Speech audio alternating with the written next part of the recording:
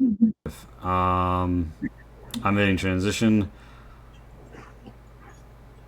Hello, friends. Welcome to Diesel Shot. We're here for a very special episode where we talk about puberty. No, I'm kidding. This is a science mission. You already know what's up.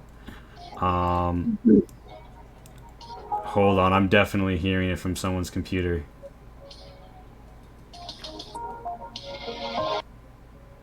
Okay, it just died. Cool. Yes. Hello. Welcome to the science team. Many people returning. Several new friends joining us. And we're just here to have a chill time and to do some science. Yeah, hey, Calf. Happy to have had you make the stream as well. Whether I start from the left or the right, we are going to have a new friend with us today introducing themselves and their characters. I'm going to take it left to right. Um, and yeah, so, hi, Jack. Oh, you were literally going for a bite right as I said that. I feel like a dick. I super was. I was. Yeah. Oh no. Okay. I am hearing your roll 20. If you can mute it, I'm sorry. Right.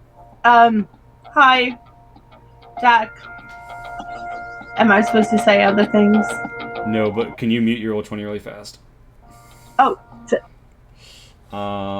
Yeah. So you're Jack. Can you tell us a little bit about who you were playing tonight? T. So why did I say that? I'm sorry. I'm freaking out. Yeah, but just like your character's name and archetype, etc. Okay.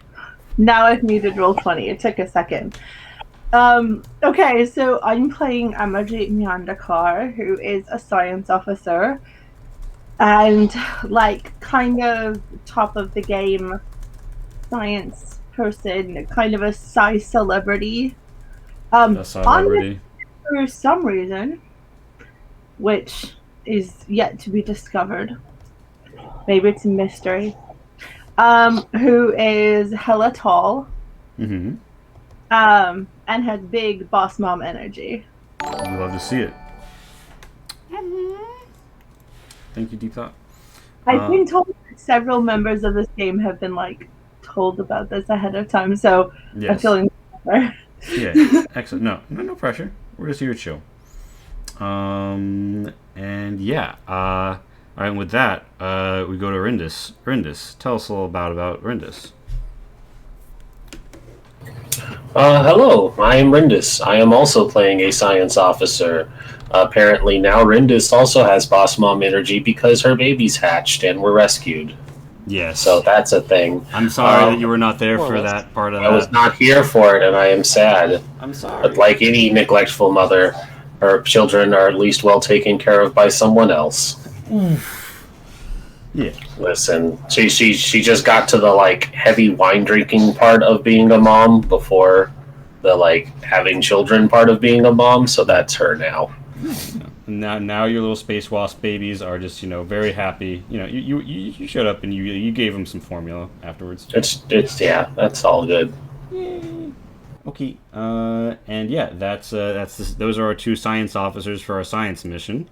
And next, as I see in the order, Shay.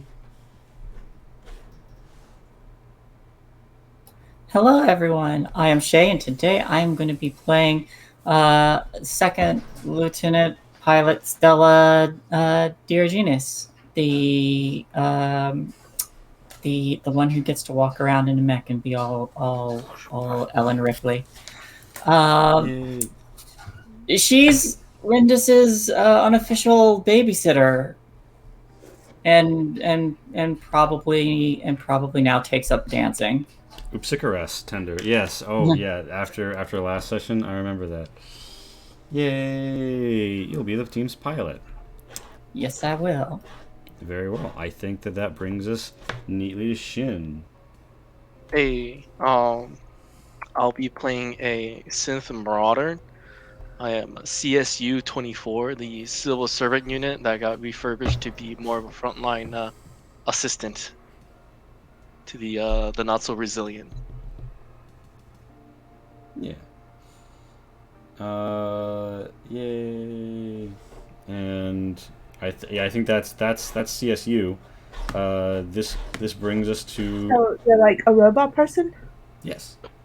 Excellent. Yeah. Now Zeph, I believe this brings us to you. Oh, yes, it does. Just getting ready. I didn't want food in my mouth, you know. Thought I'd be a little polite. I am Moss. I am a Mirai, and I am the new medic. This is what I look like. I am a beautiful androgynous femme maiden. That goes by they them. And I'm just here because I realized that this team needed a medic. So I wanted to try a support role and try this new game. Happy to be here. Yay! And for those of you unaware, exclamation mark change stars will show you the Kickstarter for the game this is. And exclamation mark quick start will show you the quick start for this game. It's change stars, hashtag change stars, and we're here to go to space. Oh yeah, and building the character was super fast and easy. Took us like 30 minutes. So great game. Yay! Easy to follow. So yeah, here we are, and you are all aboard the Violet Umbra, your science ship on its long-haul mission to do science stuff. You have arrived finally at a remote planet with a unique atmosphere that has resisted all probes and attempts to scan it. So, like any wise science mission, you're going to send a manned shuttle down into it. Because that seems like a good idea. And who else to crew the shuttle but our lovely team? You've all made your way to the shuttle port, where Delesha says, "Hi everyone, the shuttle's all ready for you." And she's like, "Second Lieutenant Diogenes." I'm so sorry, Shay. I'm already fucking your character's name. Diogenes? That's how I've been saying it. Diogenes. Pilot Diogenes is all souped up, and the ISP ARV is fueled up in the back, ready to go. And with that, the doors that I'm realizing I've already left on the invisible layer slide open, and you all see the interior of the lander that you'll be taking down, Lander 1, that several of you have been in before, as you scenically left explosion sites, and others will be boarding for the first time.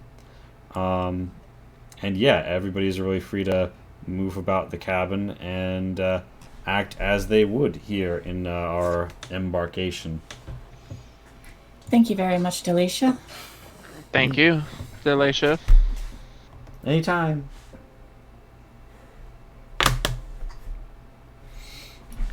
Cece's gonna run in and start doing maintenance check. That's nice. Yeah, you look it over. It looks like it's spray and spram. It's not the last. You've since gone back to port, and the problems with the last maintenance shift were fixed out, and now newly instated Chief Engineer Soma has made sure that the landers are good to go. We needed a new chief engineer after all that. Yes, I agree. Yeah, I think Stella's walking in probably with her her helmet under her arm, and I think the first thing she does is give her ISP a big hug. It coldly accepts your embrace. Sounds about right. All right. Okay.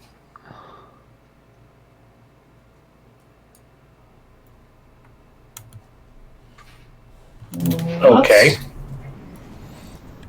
Was that just a declaration, or was there more? Is that the end? No, Are you wait, trying- me? No, her. She declared okay and then stopped. No, that was it, basically. Okay.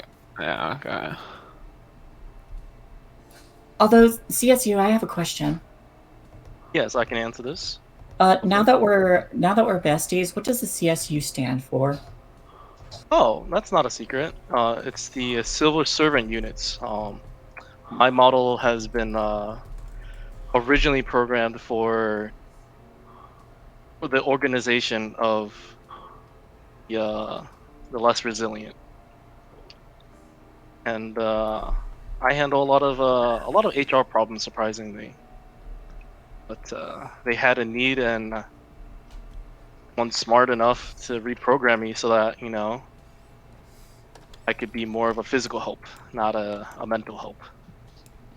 Do you want me to call you just like CS for short, or 24 maybe?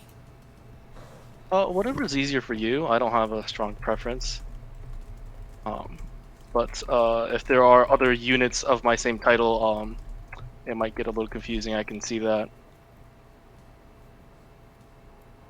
Yeah, CS sounds good. Well, I could just Short, call you sweet. Charlie. I could be Charlie for you if you'd like. You'll let me call you Charlie? Wow. Of course. I moved. Thank you, Charlie. That's a really big step for the two of you. Going on a first name basis? Not first That was name. really New name really basis. cute. That's really cute. You pretty much named them or it or what's the pronouns? Hold on, let me check. I'm considered a he by my model unit. Charlie's a universal name too. Oh yeah. Here, I'll pull up the stream so I can tell. Yeah. And so Moss, the medic, and Amarjeet, the science officer, who is going to be one of the only two science officers along with Rindis, and is normally in charge of managing personnel on away missions, you have yet to board. Moss, do you do or say anything, or you just kind of like plop down in a seat? I think I might join. Yeah. Hop in. Yeah, I'm gonna hop in. They scuttle. But first, I'm gonna start like introducing myself to like the people around here that are staying, and just being like, well, this is my first mission, like to get out of here. Not sure what's gonna happen, but I'd like to just like say hi. I'm a medic. Come to me if you have any problems. Pretty easy going. Don't care what you do. Just here to help. But yeah, just how you doing? And I say that to both of them. So Delisha is sort of like, hi, yes, I'll be here. And Amarjeet is...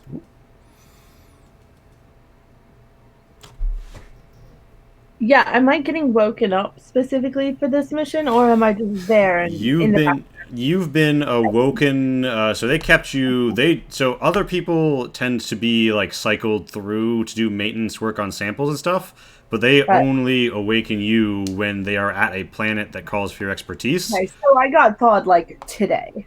You got thawed like, I'm gonna say you entered the system 48 hours ago, and they thawed you out 24 hours ago. Okay. Right. So you'd be ready out of any sickness. Right, okay, so I'm done with my sickness, my cryo sickness, but like these people don't know me yet as a person. Yeah, even though they've served on the same ship, this is everybody's first time serving alongside you. Yeah. Which is... You might have seen me in magazines or something, I guess. Maybe. Or on like or those of Rindis has certainly seen your name on scientific papers at the very least. If I host Saturday Night Live, I make sure everyone finds out about it. But so this medic is, being very chill and friendly and being like, hi, here I am and stuff. Amarjeet is like looking at her slate, and literally without looking up, she just says, don't talk to me. Oof. How does Moss take that?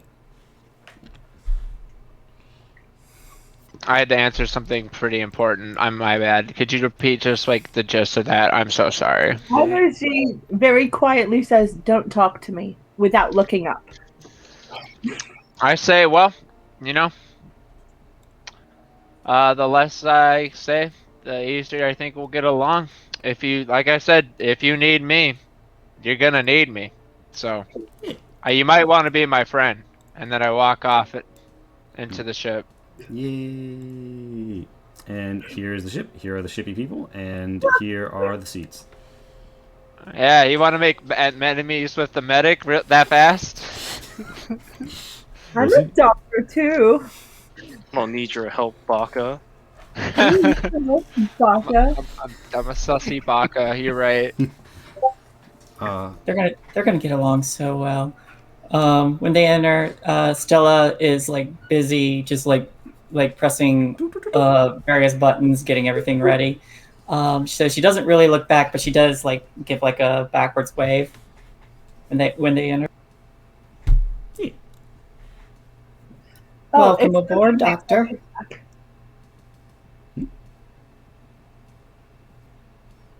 Which doctor are you referring to? Me, the medic, or the one who just entered?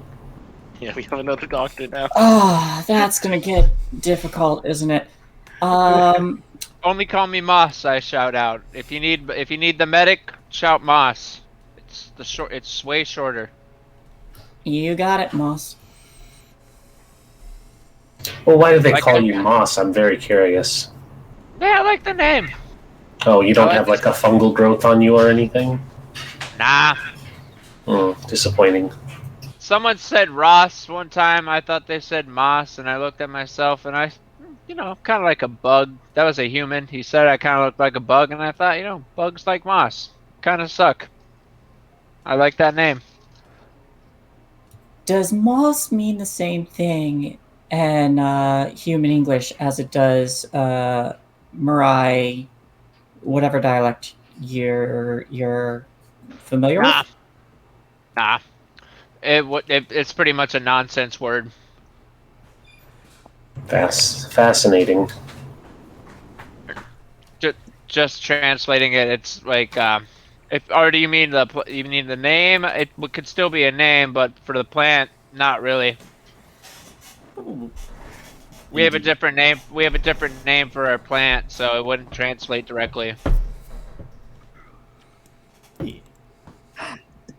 Oh, there's something I should have mentioned that I forgot to mention. Emerald is like 8 feet tall. Oh yes, she's very tall. Oh, who saw you? Hella tall, yes. You see her coming, and you get flashbacks to an ancient piece of media known as Denizen Malignant. Playing some Resident Evil, huh? Some Denizen Malignant 9. Shut up! Shut up! Oh wow. Resident Evil Village, more like. I'm kidding. I'm not saying that joke. Yeah. But yeah, and oh, by the way, Moss is probably hopped into like their spacesuit mostly, but So the Moss is Samurai. Is anyone else? Sorry, what species is everybody? We have one robot person, one Mirai, and 3 humans. Yeah, 3 humans. and then 3 humans. Okay. Yeah. One stretched out human. Yeah. But you all smell Moss's initial communications before the suit's fully on, because they're the Mirai communicate via pheromones, which are being picked up by the translator. But yeah, yay! So it sounds a lot like click, click, click, click, click, click. Well, it's like it hits you in the nose. I like the click clicks. Smells I curious. have my mechanical keyboard. Click clicks are pretty nice. Yeah, Moss presumably has the mechanical keyboard installed in their terminal, so you can always hear when they're doing medic things. Mm-hmm. But yeah, Yeah, that's what I was talking about for sure. amazing. Hashtag just medic things. Hashtag just medic things. So, Amarjeet, I'm assuming that once everybody else Girl is in, boss.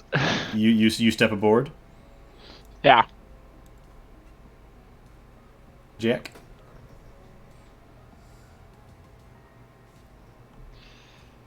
Ooh.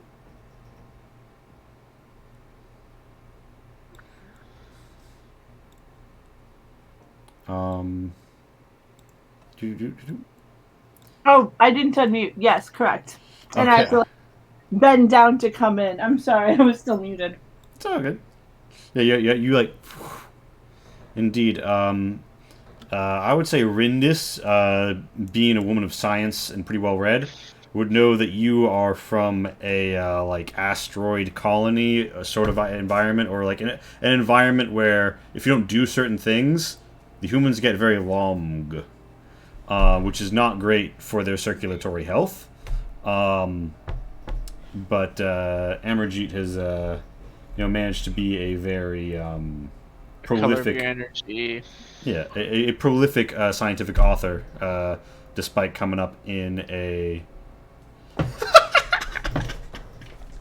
Now, normally you're not allowed to give a Dangerous to Go Alone to a game you're in, but in this case, I'll let it be a wild card. We don't know if that's happening. Wait, what? Is someone In the Twitch chat, so there's something called Dangerous to Go Alones, which you can do for 2,000 channel points. Yeah, I personally am saving up to do something on a game that I'm not playing. So yeah, I love that. I love that thing. But It's What is fun. So what it is you redeem 2,000 channel points. You indicate a character's name. I didn't do my spiel where I explained it at the beginning of the stream. I'm so off my game. My apologies dearly, everyone. Hello, friends. On Diesel Shot, there's this thing called Whist, the channel points that you can spend. And if you redeem something called a Dangerous to Go Alone for 2,000 of them, you can type in a character's name, and then they get a boon or advantage. Oh my gosh, Pat. A boon or advantage of the Dreamweaver's choosing. Although we do here now see a double for Rinda smuggles some babies on board. We do not know whether or not. Oh, hey, Spider Queen. I think this is actually a situation. This is kind of like Schrodinger's baby. Until observed, there both are and are not baby on board stickers on the back that have like a Rindis smiley face next to like like how they have like the kids lined up and like the dogs and stuff and the car stickers. That, but it's Upsikarasses just buzzing around, and it's many of them. So yeah, but with that, Amarjeet steps aboard, has to, like, step down a little to get through the doorway, and would you like to sit? There are 2 open seats. One right next to the pilot, the other in the back next to the mech.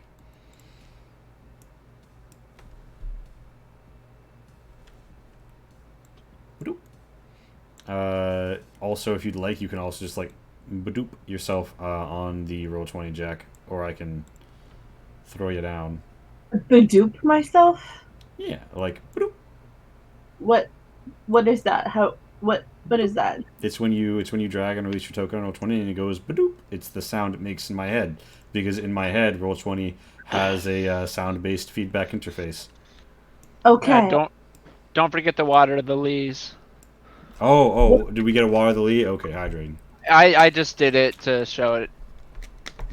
It's cheap. Yeah. It's the easiest one to get. Dangerous to Go Alone in the chat. You get 600 just for tuning in. So yeah. So the Dangerous to Go Alone was for Rindis, a particular request, which you can request things, but the Dreamer does not have to honor it. But it is normally like it gives you some sort of advantage, and it has to be done by people who are not on the stream. Although obviously, like, Rindis is memeing, but who knows? Yeah. Memes might not just be dreams in this reality. Who's to say? Yeah, you can do everything but give yourself an advantage. That's cheating. That's a literal cheat button right there. Yeah. You are all set up and good to go by this time. Stella, you see fully fueled, ready, and you have something labeled the LDC, or the low density zone, on your lead out, and you're free to disembark when you will. Although Amarjeet, you are normally the person who would give the command to begin the descent. I think I'll do that then. All right, now let's have our first test of the night. Da, da, da, da. So if you open up your little sheet, you can roll the dice for this if you prefer. These are only base dice right now. You get I'm rolling it or no? So Jack, you're gonna roll the communicate, because this is gonna be using your order talent. Or just roll 9d6, or click the communicate button and then hit OK on the box when it says a modifier of 0. And yeah. I can't seem to figure out how to. Okay. Well, If you mouse over the button where it says communicate under empathy. communicate under. Far right, empathy, the pink one. You might have to stretch the box. I'm having trouble with my character sheet. It's all good. All right. We're about to have the mate. Just a straight roll. Yep. All right. Aha. Badoo. Yeah. Well, with that, Amarjeet gives the all clear, and Stella, you can make the operation with a modifier of 1 to take off with the lander. And also, I'm pretty sure you have 10,000 hours on. Actually, is your 10,000 hours on the lander, or is it on the CCUs? Last time it was on the CCUs, if I remember correctly. So I don't think I would get it for this. Have you bought a new talent? Because I will say you can buy 10,000 hours again for different categories of vessel. Ooh, sure, I'll do that if I can. Yeah, if you haven't already spent your 5 XP, then just plop it Oh, on. well then, yeah. 10,000 absolutely. hours, bam, done. Beautiful. You all feel the gentle rumble of the engines and the metal chink as the vessel decouples, and you are all experiencing a wee spot of the G, as one might say, and you begin to head off into the void and then descend towards the giant below. Ooh. Ladies and gentlemen, this is your pilot speaking. Please keep your tray tables up while we descend. Oh, I love that. Your games are already great in my book. Indeed. So, you are descending. You have obtained you succeed, and you have room for 1 twist. You got some options here. You can gain additional information. You can do it faster. You can gain benefits to making similar tests in this environment in the future. The question is just, what will you do? I don't know. Those all sound pretty good. I think I might. Remember, you can reach if you want. If I want for extra stuff. Oh, I've always been a fan of reaching, but I think it's a bit too early to jump the gun just yet. As much as I love to. I will. I'll get a benefit to piloting through this atmosphere later. Yeah, +1 to next Atmos piloting here. All right, now as Lander 1 approaches and begins to feel the rockiness of reentry, you descend around some storms and other systems to see mysteriously on your sensors a low-density cluster here. Now, the atmosphere is thick and you're not sure how you're running, but your sensors can vaguely pierce this LDC, as it were. Everyone is more or less at a science-y console. And as Stella brings you in, anybody who is so inclined could roll either a systems to perform a close-in analysis of the stuff, or a scrutiny to scan about and see what you can see. Your mission here is to try and get as low as you can and pierce the veil and see what's going on down here. So gathering data and seeing a way through this cluster are both valuable tasks, but you can only choose one at the moment as the lander rocks around you when you descend.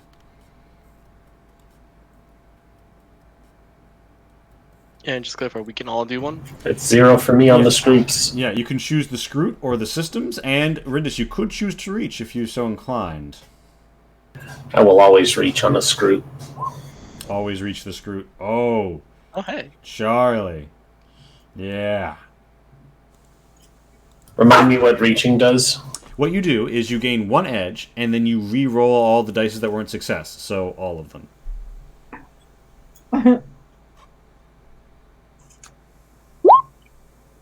You also get the 1 edge, though, so roll a single d6.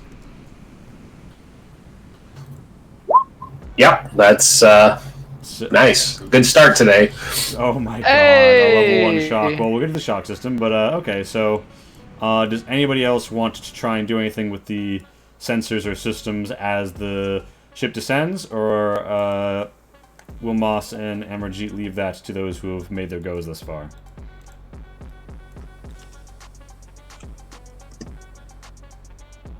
No, it's fine. They can do it. Alright, yeah. And I'm assuming, Moss, you're of the same opinion? Hell yeah. All right. I mean, as Moss, absolutely, we should definitely go do this, man. Why not? All right. So, We got a good thing going. Let's keep moving. all right. So Rindis, right ahead of you. You can see over her shoulder, and you see that she is just sort of like panning the sensors. It's like if you've ever had a microscope and you've been trying to find the thing, but you've got it all tuned wrong and you're never going to find the thing. That's what Rindis is doing right now. And Moss, you kind of casually realize that. And you're getting one edge, which I'm going to put on your token and will reflect on your sheet, as you're like, oh, shit. You said one edge? Yeah. One? Yeah. Okay. Oh, you already put it. Yeah. Thanks. So, you're like, oh, shit, wait a minute. Isn't Rindis supposed to know what she's doing? And, that's sort of like Rindis' shock, is like... Supposed to. Yeah. Not even fully known by her, just sort of like, as she scrolls about. And with that, CSU 24. You can gain additional information, do this scan faster, or +1 to future related tests. I think +1 to future related tests. Alright, so you get a basic understanding that you should be able to ride an air current down through a low density cluster through some otherwise thick atmos to an anomalous zone below this strata. And yeah, that is your current situation. That's the Lander 1 situation. And with that, with that information logged, Stella could make an attempt to descend to the anomalous zone. Additionally, if someone were to test mechanics, they could adjust the thrust, because it looks like the default rigging on the Lander 1 is going to have a hard time during this particular passageway. Miss Stella, would you like some assistance landing, or would you like us to have faith in your abilities? Well, if you don't mind, Charlie, if you want to adjust the landing systems just a bit, I'll take us flying down. It'd be my pleasure. I give him a high five. I walk up to you and give you a high five and walk back to my seat. Amazing. The power of friendship here. Mechanics. The ship's rocking as you come in. Oh, so that's a positive modifier of 1. Charlie, you could choose to robo-reach if you'd like, which is now I've decided exactly what I'm calling it when it simply reaches. You could spend a processing to robo-reach, or you could let it stand as a modifier of 1, which will leave it as a negative modifier of 1 for your buddy to bring you guys down. I will reach. -1. A robo-reach. Alright, so that he's good. That narrows it out. Stella, it's just a straight-up operation roll for you to bring the vessel lower. Oh, shit. Alright, so you're doing alright. You've got the same options. You want to do it faster? You want to do it more fancy? I'd like to do it fast and fancy and find something new. Fast and fancy, you find something new, you rock, you roll in, and as you come in, so you see that the scanners are beginning to give information about this location. It's the area is a little weirdly dense, but it's not giving back the right kind of readings for it. However, you get a physical view. You bring the lander in such a way that you all manage to get a physical view through the storm of peaks. There is some sort of like solid surface on this planet, and you can see just the nubs of it beneath you. And as you come in fast and fancy, you're in a perfect position to take advantage of some of that to come in here and to descend. And anybody who maybe does science could roll a systems to think about the data they're receiving right now. I can do that. Roll what? I couldn't hear you. I got bad hearing, by the way. It's all good. Sciencey people. Sciencey people. I've done that. Yes. So roll what? Systems under cog. Far left. Systems. So just roll 1d6. No. Click the systems button under cognition. And then no modifier. Correct. All right. So, I'm going to start with what everybody who... well, right now, anybody who could reach if you want to. Otherwise, you can stay where you are. And then I'll tell everyone what you learn. Okay, so do you mind quickly explaining what these are? Oh, I see. I already get it now. Yeah. Highlighting over it explained it. Got it. Yeah. Yeah, super easy game. Yeah. So I can't wait. Yeah, anybody who wants to donate for this Patreon definitely should. This is like one of my favorite, and I just started. Yeah. So all right. So I'm gonna assume everybody sort of holds Rindis, Amarjeet, and Moss all get the sense that it looks like this environment is habitable but a bit rocky, and it looks like, based on what you know conventionally, there shouldn't be solid ground here. This should be a more traditional gas giant. Amarjeet, Right.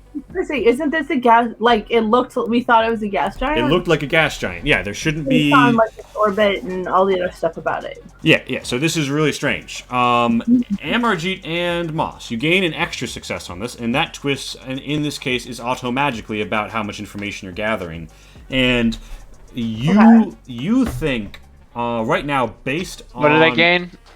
I'm explaining to you what you see. Okay. You see, because you got more than one success. You got a twist for extra information. You feel this looks like it is based on adjusting the way that you're detecting where there should or shouldn't be ground. It looks like it begins and ends before what would quote unquote be the surface of a normal planet. You think this might be a floating island of some sort in the lower atmosphere. But it is firm ground. And that is about what you know. If you want to get more of this... Interesting. I was just said interesting. Sorry. Oh, it's all good. Yeah. I mean, you are a scientist would remark that. Yeah. All right, then. Amarjeet says, interesting. Yeah. And if you want to... I mean, at this point, you guys have come down here to make landfall... not make landfall necessarily because you didn't think there would be land, but to go as low as you can and gather all of the information that you can, because the atmospheric shielding on your shuttle and the fuel and stuff getting used up here, you can't afford to keep going in and out of the atmosphere willy-nilly. So you're supposed to get all of the info that you can on this run, and then report back. So you're all here, you're all in the vessel. And right now, this decision really comes down to Rindis and Amarjeet. And Stella, you can, as the pilot, you could override this if you feel it's too dangerous. But, right now, nothing's too dangerous.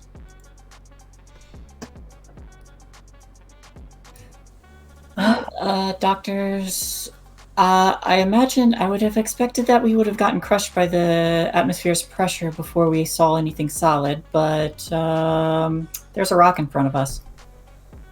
Try to avoid it.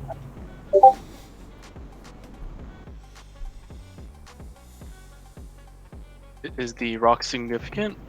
Are there not usually rocks on planets? It is large enough to land on. Indeed. Well, let's get some samples then.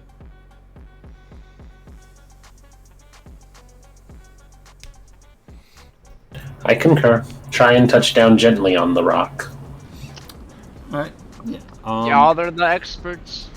And if we have any trouble, I'm here to help. Aye, aye. So, Stella, you're coming in. You've made your entry. The heat shield is done all right.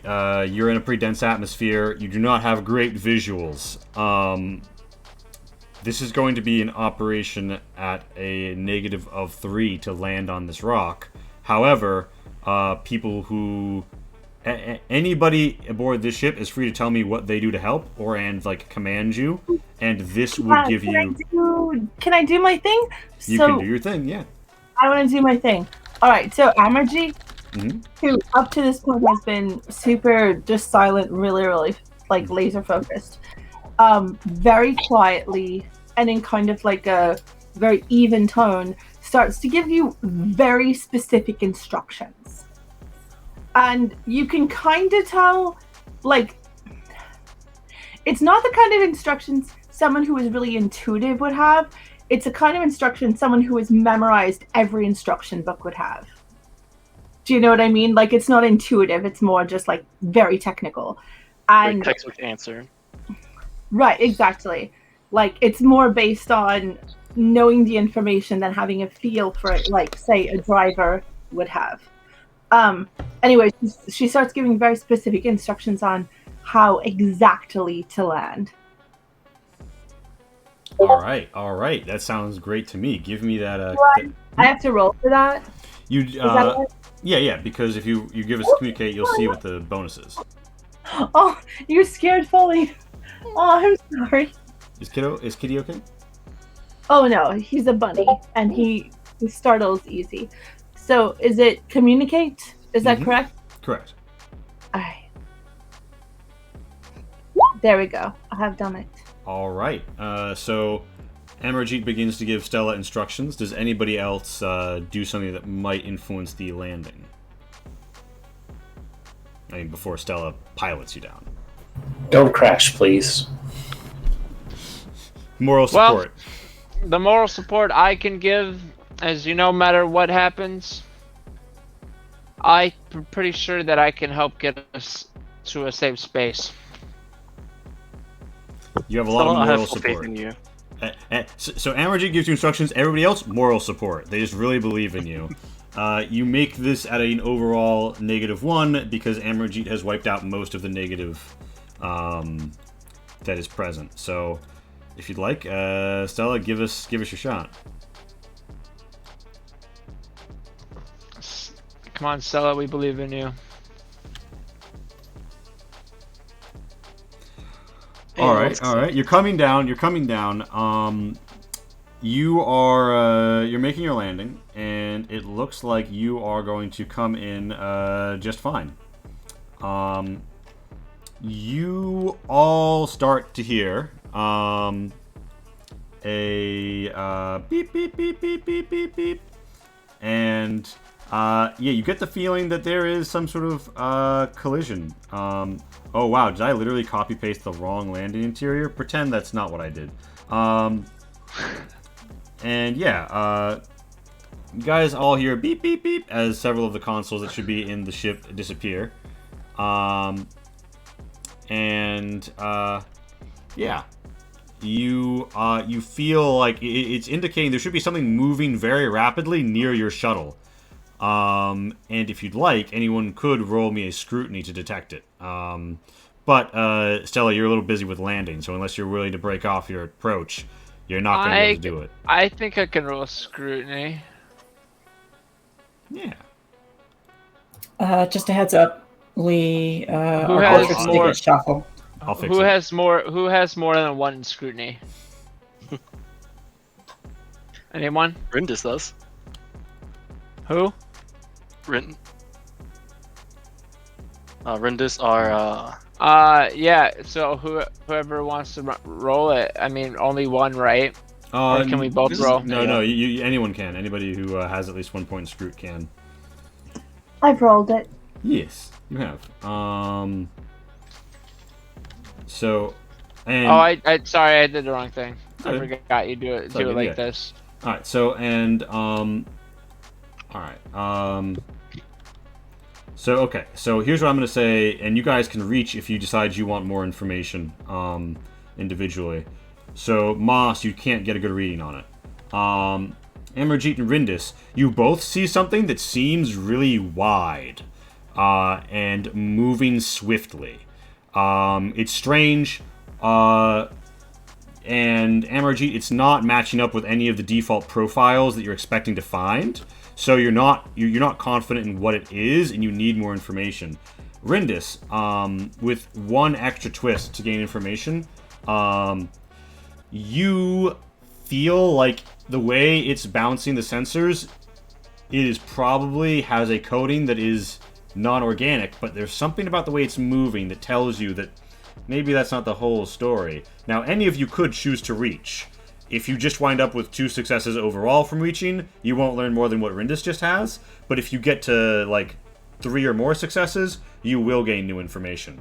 So it's up to each of you individually as to whether you'd like to reach that, Rindis included. The way you reach is you just upgrade your edge by 1, and then you roll with a negative modifier for how many successes you got during the roll, and bam, that's it. I'll reach. Alright.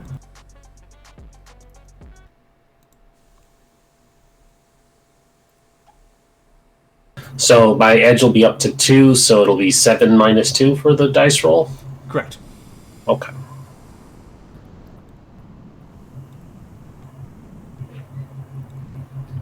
That brings it up to 1 more. Nice. Yeah. So, yeah, Rindis, you get a read on it that seems strange. It looks like there's definitely a non-organic coating over something that is porous in a way that non-organic things aren't.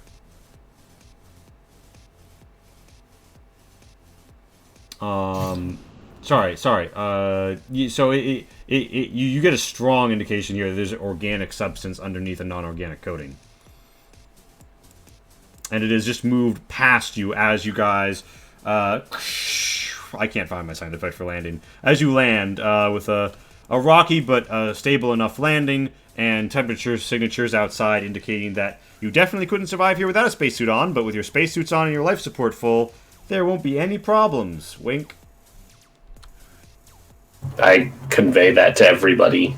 Remember to have life support on, and there is some very strange readings going on. Oh, this is an out-of-character question. What's the gravity like here? So the gravity here, I'm going to say the gravity here is less than 1G. But They're the, not. Thanks for telling us. That's nice. Thank you. but Yay! the, That's very nice of you. what? Lee, I also have an out-of-character question. Yes.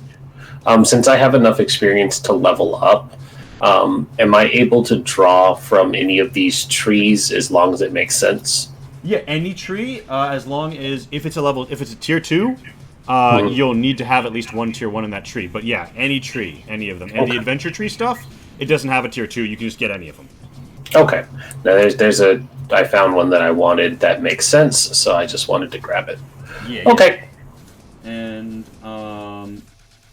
yeah. So that is more or less the scenario that you all find yourselves in as you touch down with a. And you find yourselves on the surface of an alien world. And on an island which, to the best of your knowledge, is presently floating. And you feel like the pink in the distance and the airiness of your position almost feels like there's a synthwave soundtrack blaring in the background as I go about fixing the cameras.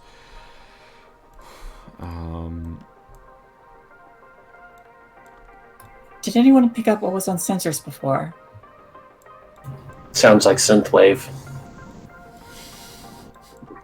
It's nothing typical. Nothing we could have expected. I need to know more.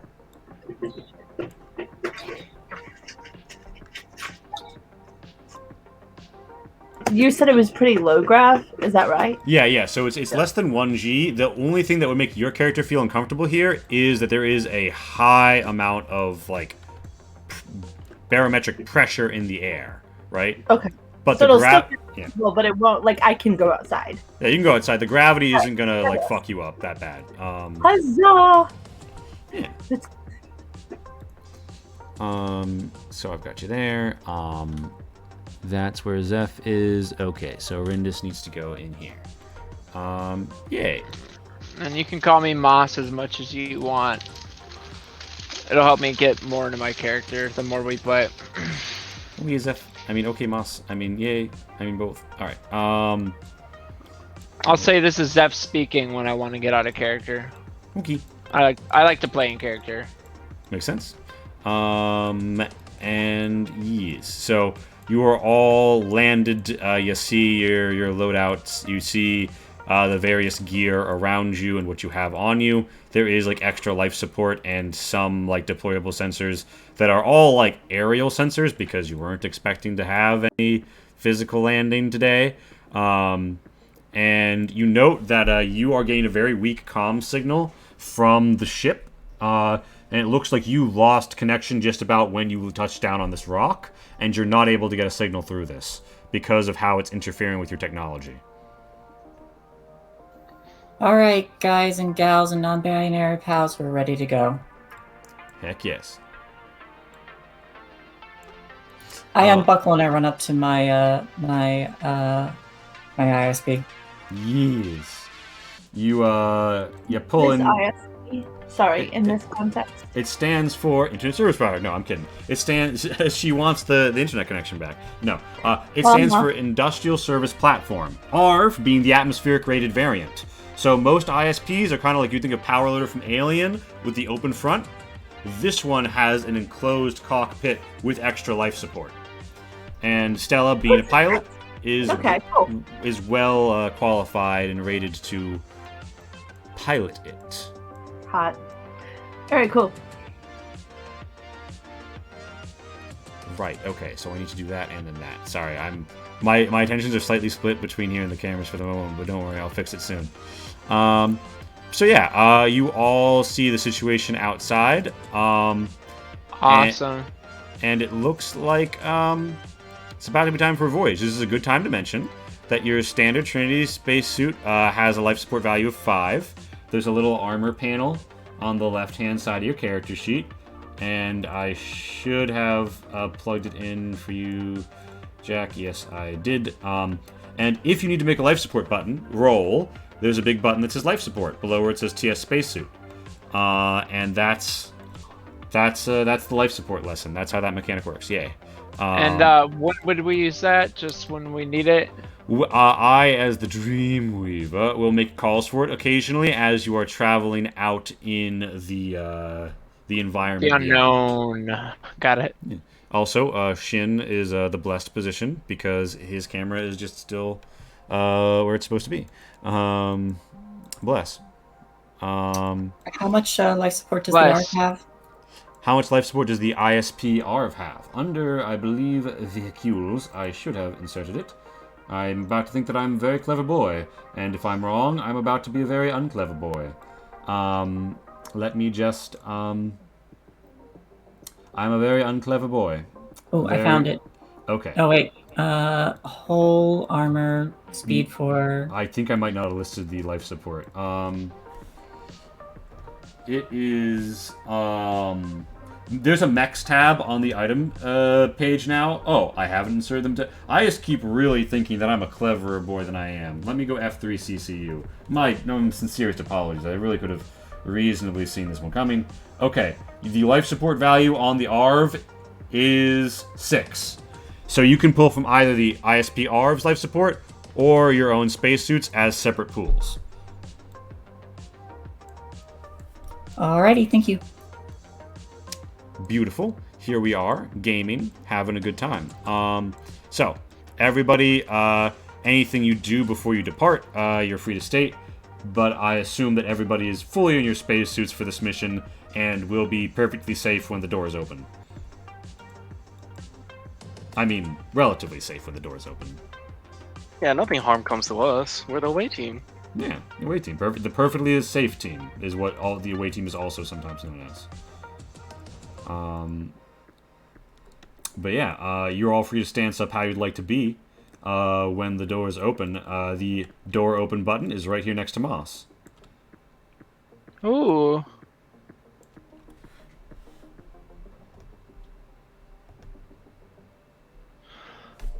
Sorry, could you... the door's right next to me. I'm not sure what to do. The door button. So like you see this little like thingy thing? Oh, yeah, let me zoom in then. I couldn't see it, that's why. Oh, yeah, yeah, now I see it. This, here, this. Yeah. Yeah. I think I'm gonna touch it. You touch it. It feels plastic through your, skin-tight suit. and it's good to go. You pull it, you yoink it. It's really a space bop it if you think about it. As the door opens and whoosh, you feel the diffusing of the internal, gases as the life support shuts off a little to not waste resources, and the vent cycler starts to go to prevent your pod from being overwhelmed by the alien environment outside. But there's still like this hazy horizon, not unlike trying to look at the horizon line on a beach, as the air and gases mix, and you are all blasted with a bit of the pressure and the feeling that had been building inside the shuttle of just you are pressed upon. But you do feel a bit of a spring in your step as at a bit under 1G, you are able to navigate here without the gravity pressing you too hard. And yeah, Amarjeet's feeling, if not right at home, at least home adjacent.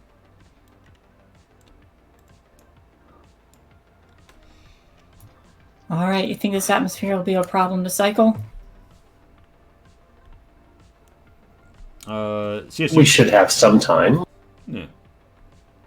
CSU 24. If you do want to set the if you want to check on the cycler before you go, you could make a mechanics to like change the filter. Yeah, I'll definitely check on it. Alright, you go and you see. Use one of my little instruments to like instantly analyze the atmosphere. Yeah, you I'm whip out like- your chemical analyzer. What's in it? And like, is it an atmosphere that we can hear stuff in? Give me a systems with a modifier of 1 because you're using a relevant tool. A positive modifier? Yes. And the way that the Roll20 box works is if you put a plus mark by the modifier, it'll garble the roll. But when you put a negative mark, it does it correctly. So just put, like, when the box shows up, hit 1 and then hit OK on it. I just put 1. I didn't put a plus. All right, yeah, good. All right, yeah, so the roll came through. You're not getting a clear reading, Amarjeet, as you check the atmosphere. Oh, thank you for the gifts up. Shout out to Deep Thought. And you feel like if only you really... Welcome, buddy. You're remembering that there's this whole mantra about how, like, when the system isn't coming back right, there's all these things you're supposed to do. And, like, they're kind of on the edge of memory. And if you just reached for it, you feel like you may be able to bring that forward and do the proper diagnostics and make this work. I feel like that's a hint. Well, just to say, yeah, so you score no successes, but if you want, you can reach. You can gain 1 edge and re-roll it. It could be a hint. Right. Be like pure nitroglycerin. So I failed my roll, but there's a mechanical thing I can use to succeed. You can do it to re-roll. What it is there's this side pool that some people have, the purple dice, called Edge. And when they show, for most dice, only a 6 matters, and that's a success. On Right. other dice, the 1 will invoke a shock. But the 6 still invokes a success, and that's the purple die pool that's been building along some of your companions. And that is the blue bar in the sheets, except for the robot who has another resource. Bait robot. If it's a good idea to do in this situation, I'll do it. Yeah, well, I mean, it's just right now you're not going to succeed on the test. You can just live with that, and then like when there's a new opportunity, test again. But if you think Amarjeet would really like push herself right now to get the answer, then you'd probably want to reach. But it's up to you. I mean, I'm more into the idea of taking samples than analyzing the atmosphere at this time, because like I can analyze it back in the lab when we get back anyway. sure, yeah. So you're getting samples, you're gathering samples, but you're not reaching for it quite yet. Here. Right, not yet. And then, so I'll say the analysis isn't really coming through. Would I be able to? It might be too late to assist, but would I be able to assist to bring one of the robot arms over and just press the on button? What? Oh, Amazing. oh. Give her 3 extra dice. I would say you can. I'm gonna say what it probably looks like is more like because you're inside the ISP ARV. You could assist Amarjeet by what you do is you go to like the console, right? That's in the down center by your legs, and you hit a few buttons, and it allows you to boost Amarjeet's signal. And yeah, the way that assisting someone in the system works is you can give them a modifier of your skill. So you have a 3 in systems, right, Sella? I do. So I'll reach between my legs and press a button. So Amarjeet, you now get a bonus modifier of 3 more d6. So if you want, you can just write Nice. type / roll space 3d6, and it'll just roll you 3 more d6. And So wait, I click systems again and then I do something else? No, just roll. I can roll them if you'd like, but if you just roll 3d6 through the Roll20 platform, because in theory they're appended to this. Okay, you get 1 success. With that, with the little bit of a boost, Amarjeet, you managed to determine that the gaseous composition of this planet is shifting in ways that defy your present scientific understandings. It seems like you were about to get a read on it, and then it changes. And then it changes again, and it's almost like it's waves, almost like you're just like, it's behaving less like a sea of gas and more like a sea of a liquid, even though like it is absolutely gas, is the state of the matter around you. But it's behaving like water that is mixing. Like, so Yeah. it's like more brackish water. Yeah, it's like the brackish gas. water version of gas. Yeah, brackish gas. So, like, it'll have all the chemicals, like, of the table, but they're, like, shifting in their proportions constantly, like, by the second. Yeah, and as you look at this, you take a moment to like feel it, and you feel and see. Oh my gosh, Zeph, you have the background. You begin to feel like you almost feel like you can sense it. Oh my god, it is a vapor wave. I didn't even think of that. You feel the soundtrack in you. All I right. was just thinking that, like, yeah, it's literally Oh vapor. god, I'm insufferable. I didn't even think of that. Oh, it's so good. So you find yourself. I mean, have you seen my room? I'm totally vaporwave. I've been digging it. You're on the vaporwave planet, and I'm an e-girl. I live this life. Amazing. CSU 24. You managed to pick out not just the best filter, but also the proper attunement on the cycler. And you notice as well that it seems like you're going through an interesting mix. So you adjust the slider just enough that it's going to be able to cycle through on its own without you having to come back and worry about it again.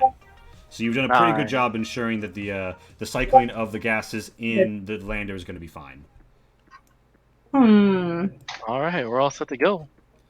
Yeah, and you see before you a bridge to the south, and it's almost like there's these connected peaks, and you see them off each other radially, almost like, I mean, well, it's hard to say, really. I would say if you have some basis for, like, geology or, like, the shaping of, like, rocks and shit, you could roll me a systems here.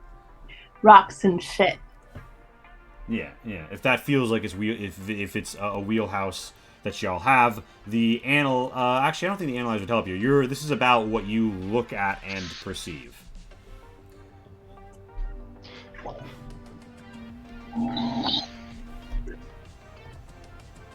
Huh.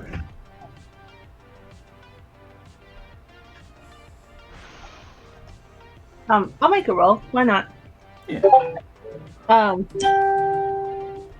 I figured. I'm just staying behind for a little bit, observe and report, and Yeah. You're gonna hang back, Moss as the medic, and Amarjeet, you're. just is there anything I can do to like observe my surroundings if I step outside? Yeah, you can give me a screw. Okay, yeah, I'm gonna do that then. Okay. Jack, sorry, what were. This is where I make a systems roll. Correct, yes. Okay.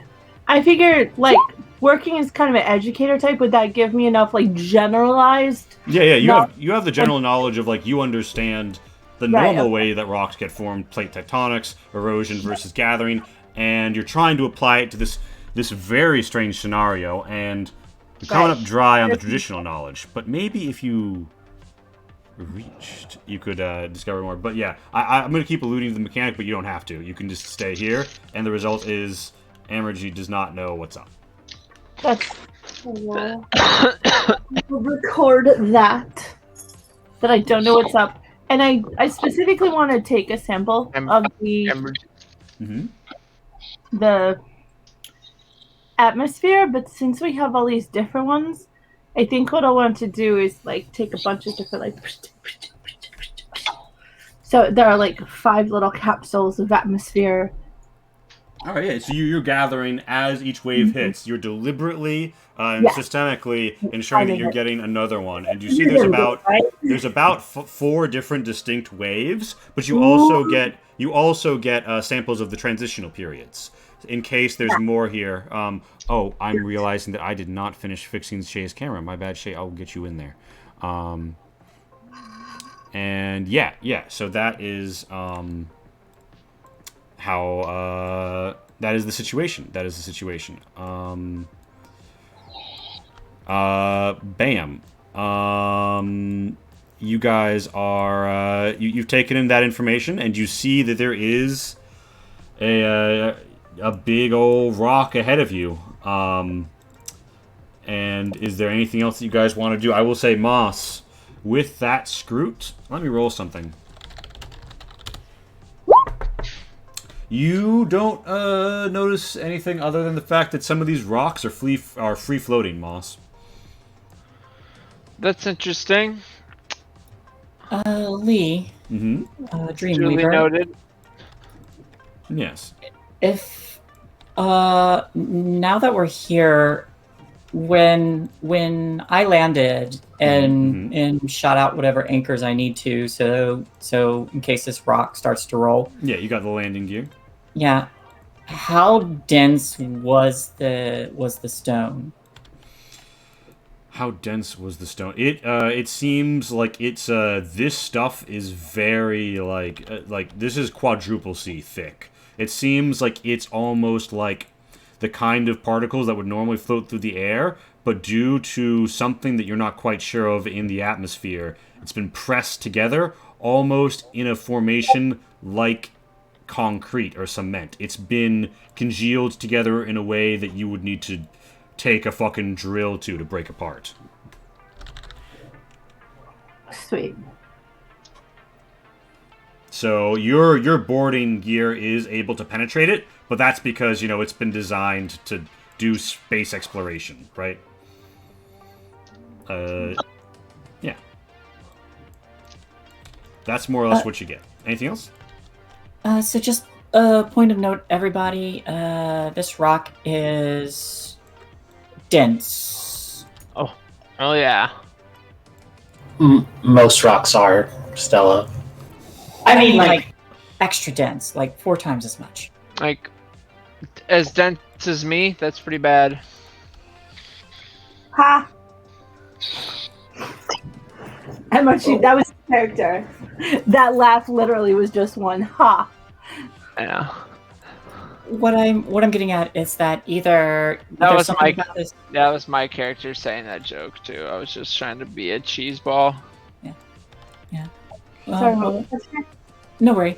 What I mean to get at is that either something in this atmosphere is causing this stone to press together, or something has caused this stone to float up from below. So, the atmosphere is strange. The stone is strange. And the mountains are strange, though not willing to say I don't quite know why yet. So she just kind of like trails off. And are there rocks? Like, is there sediment up here? So it's Like concrete, or like, can I pick up a pebble? So you can kind of run your hand along the top of it, and it doesn't come up the way dirt or sand would, but you do get like a smear along the edge of your hand where you see bits that are like almost more like a slurry, that and like a bit of like a slow-mo dust trail gets kicked up as you run your hand over it, and you can get samples of it. Right, as long as I have samples, so I kind of have to like scrape it off my glove. Yeah, it almost looks like it's trying to congeal there. Interesting. Okay. Interesting. Just to make sure, I'll like vacuum out the extra atmosphere out of the sample container. Sure. It's probably a job for your chemical analyzer. Just give me a systems with, say, a modifier of 2 to and be sure the samples are super clean. Yeah, just yeah. While it's That's what- happening, yeah.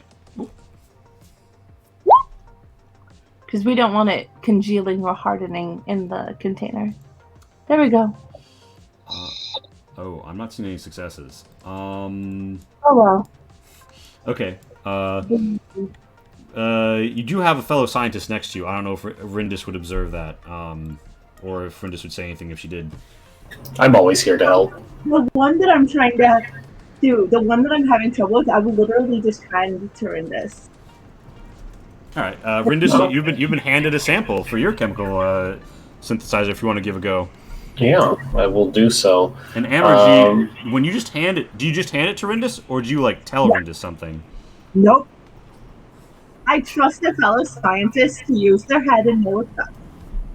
So it's just a straight systems? It's a systems with a modifier of 2. Because Systems with a modifier of 2. because you're using like the chemical analyzer to do it, and it's giving you an advantage. I'll add I'll assist since I have an assisted boosting Rendis's Okay. device. Yeah. All right. So Rindis, you can roll an extra 3d6, but that's also you're going to succeed. You're going to have a stunt. You could do this You're going to have a super twist actually. A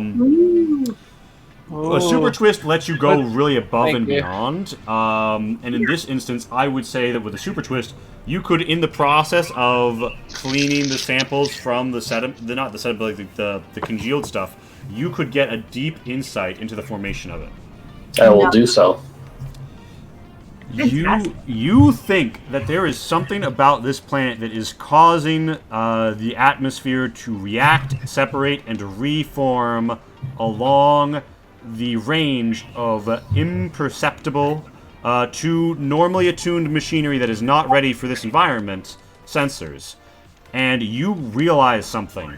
In both of these samples, there is a single cellular organism that is already dead. Life signs detected. Life? You're sure? It's dead, but yes. Well, that changes everything. And things Well, live on a I'm planet assuming I'm a little nervous about those floating rocks and the fact that there's a dead thing around us. That proves that there's living things and things going on in the physics on this planet that aren't quite normal. So, what do you think we should do, everybody? Continue to monitor. One at a time. Continue to monitor the situation, and as stated, don't breathe in the spores directly. The rock spores, sediment. Can you figure out how recently dead?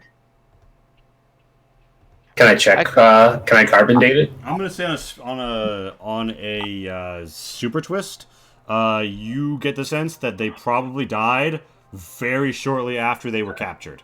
Like possibly. In other words, being separated from either their fellows or being separated from the atmosphere has killed them.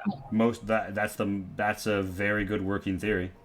Can I assume that in our world, it seems like a pretty utopian society? Is there like Star Trek rules where like there's a protocol, if you find life you have to like value it and like preserve it and learn about it and all that? So if there is anything like so if there is like sophisticated life in particular, single cellular organisms can sometimes fall in like a wiggle room. You're supposed to not do anything to fuck up their ecosystem, and you're not supposed to like wantonly try to kill them. And you're not allowed to terraform a planet that has its own unique biosphere. Okay. And so like complex life would be multicellular. Yes? Yeah, even if it's like just like a slurry or a moss, if it's multicellular, it's considered complex. Yeah, of course. Okay. So I look at Rindis, is it? Mm-hmm. Okay, and Rindis is a her? Yes? Okay. I look at Rindis and I'm just like, Oof, I'm about to do something sexy. Oh yeah, get that albuterol. Hold on, is that what Amerjeet does? I think. Sorry. that was just a... An aside. Yeah. I don't remember now what I was going to say. Sorry. It's all good. Oh, stop breathing the atmosphere. Yeah. Alright, I just really needed to breathe. And I'll pull up the protocols, and I'm just gonna like recite it to everyone, and I'm gonna send it to their slates. Like I'm assuming I can be like, is it a cool thing where I can be like, psh, psh, psh, psh, Yeah. No, you basically like you flick it And and I'm it. like, all right, we found life. These are the rules. I checked my smartwatch pretty much. And I just like send all of them the protocols for like what we do now that we've discovered life on this planet.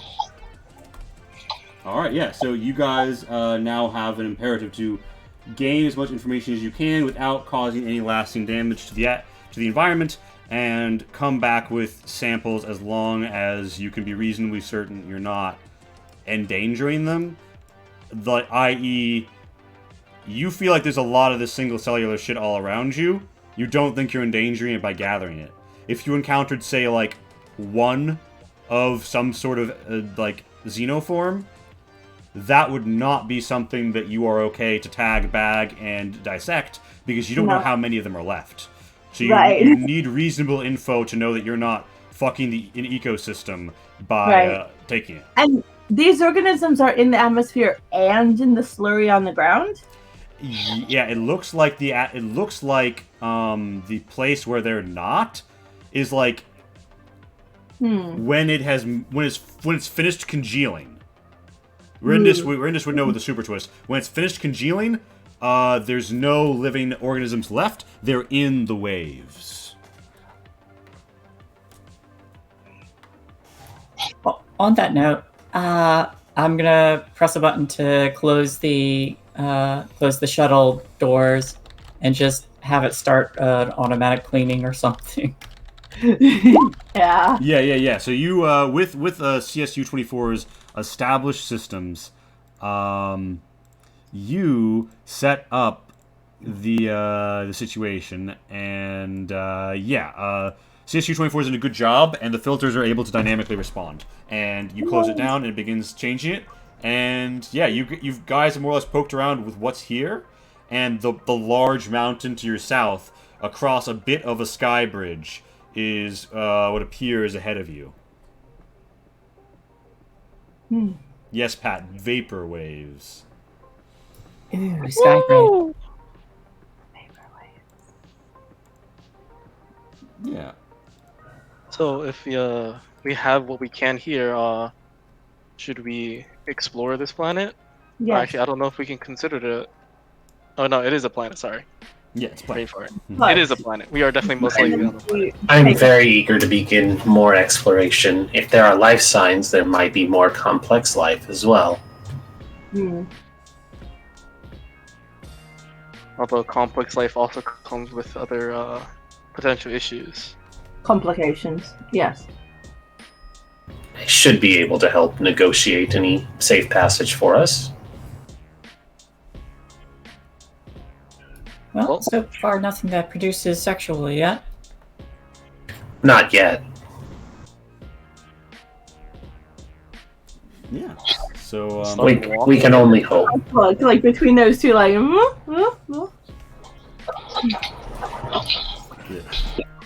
So as you step out onto the bridge, you feel that where there's less congealed, like space, floatcrete, we'll call it, which Stella and CSU are feeling as they walk out onto the bridge, there is a stronger push and pull on you, and the pressure of the atmosphere almost stops being down around in every direction, but almost more like sidelong.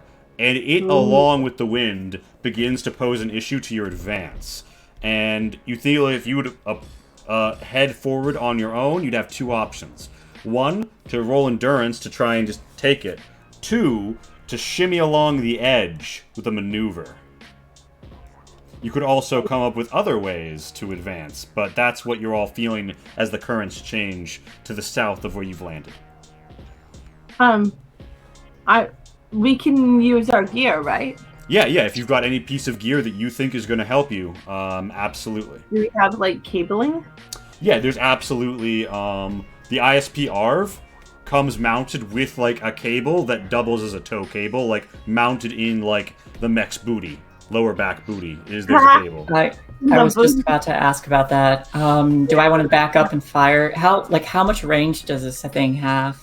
You I mean don't quite remember. how much range of cable? Yeah. I'm going to say there's about a narrative length of cable, which I am going to say is about the appropriate distance to get you a sturdy line from here to forward. The question is, do you want to embed it on the garage door back of the shuttle, or do you want to embed it in a nearby rock, or do you want to embed it in the ground? So the mech some helpful junk in its trunk. Correct. Yes. Correct. It has some useful. Yes. I can. I will note, it is going to be a mechanics with a -2 modifier to embed in the ground or this pillar, but it's just going to be a straight mechanics to embed on an appropriate hook on your lander. Oh, well, we have the appropriate tool, so let's just do that. All right, and you've got a plus to your mechanics from your CCU, and CSU also is pretty mechanically inclined if you wanted to... I'll definitely assist. Mm-hmm. So, +3. Nice.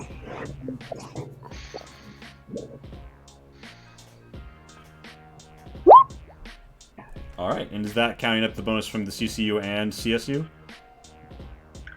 Yes, it is. All right, so you oversee releasing it. CSU's hand manipulators help hook it up, and a cable is now placed and running between the back of the lander and the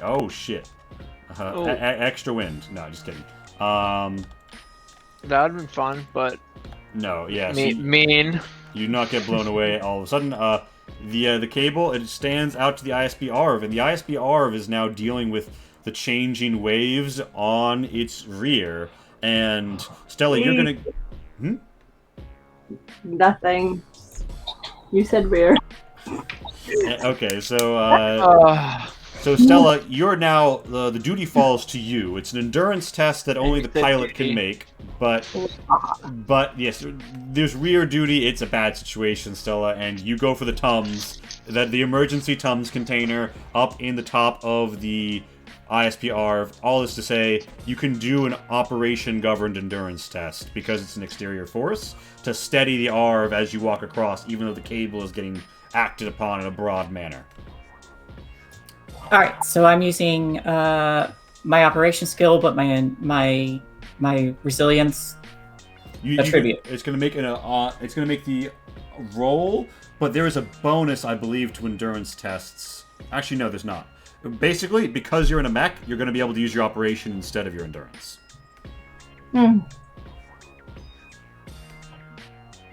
Zella says, "Jack," presumably as one would say, "Khan."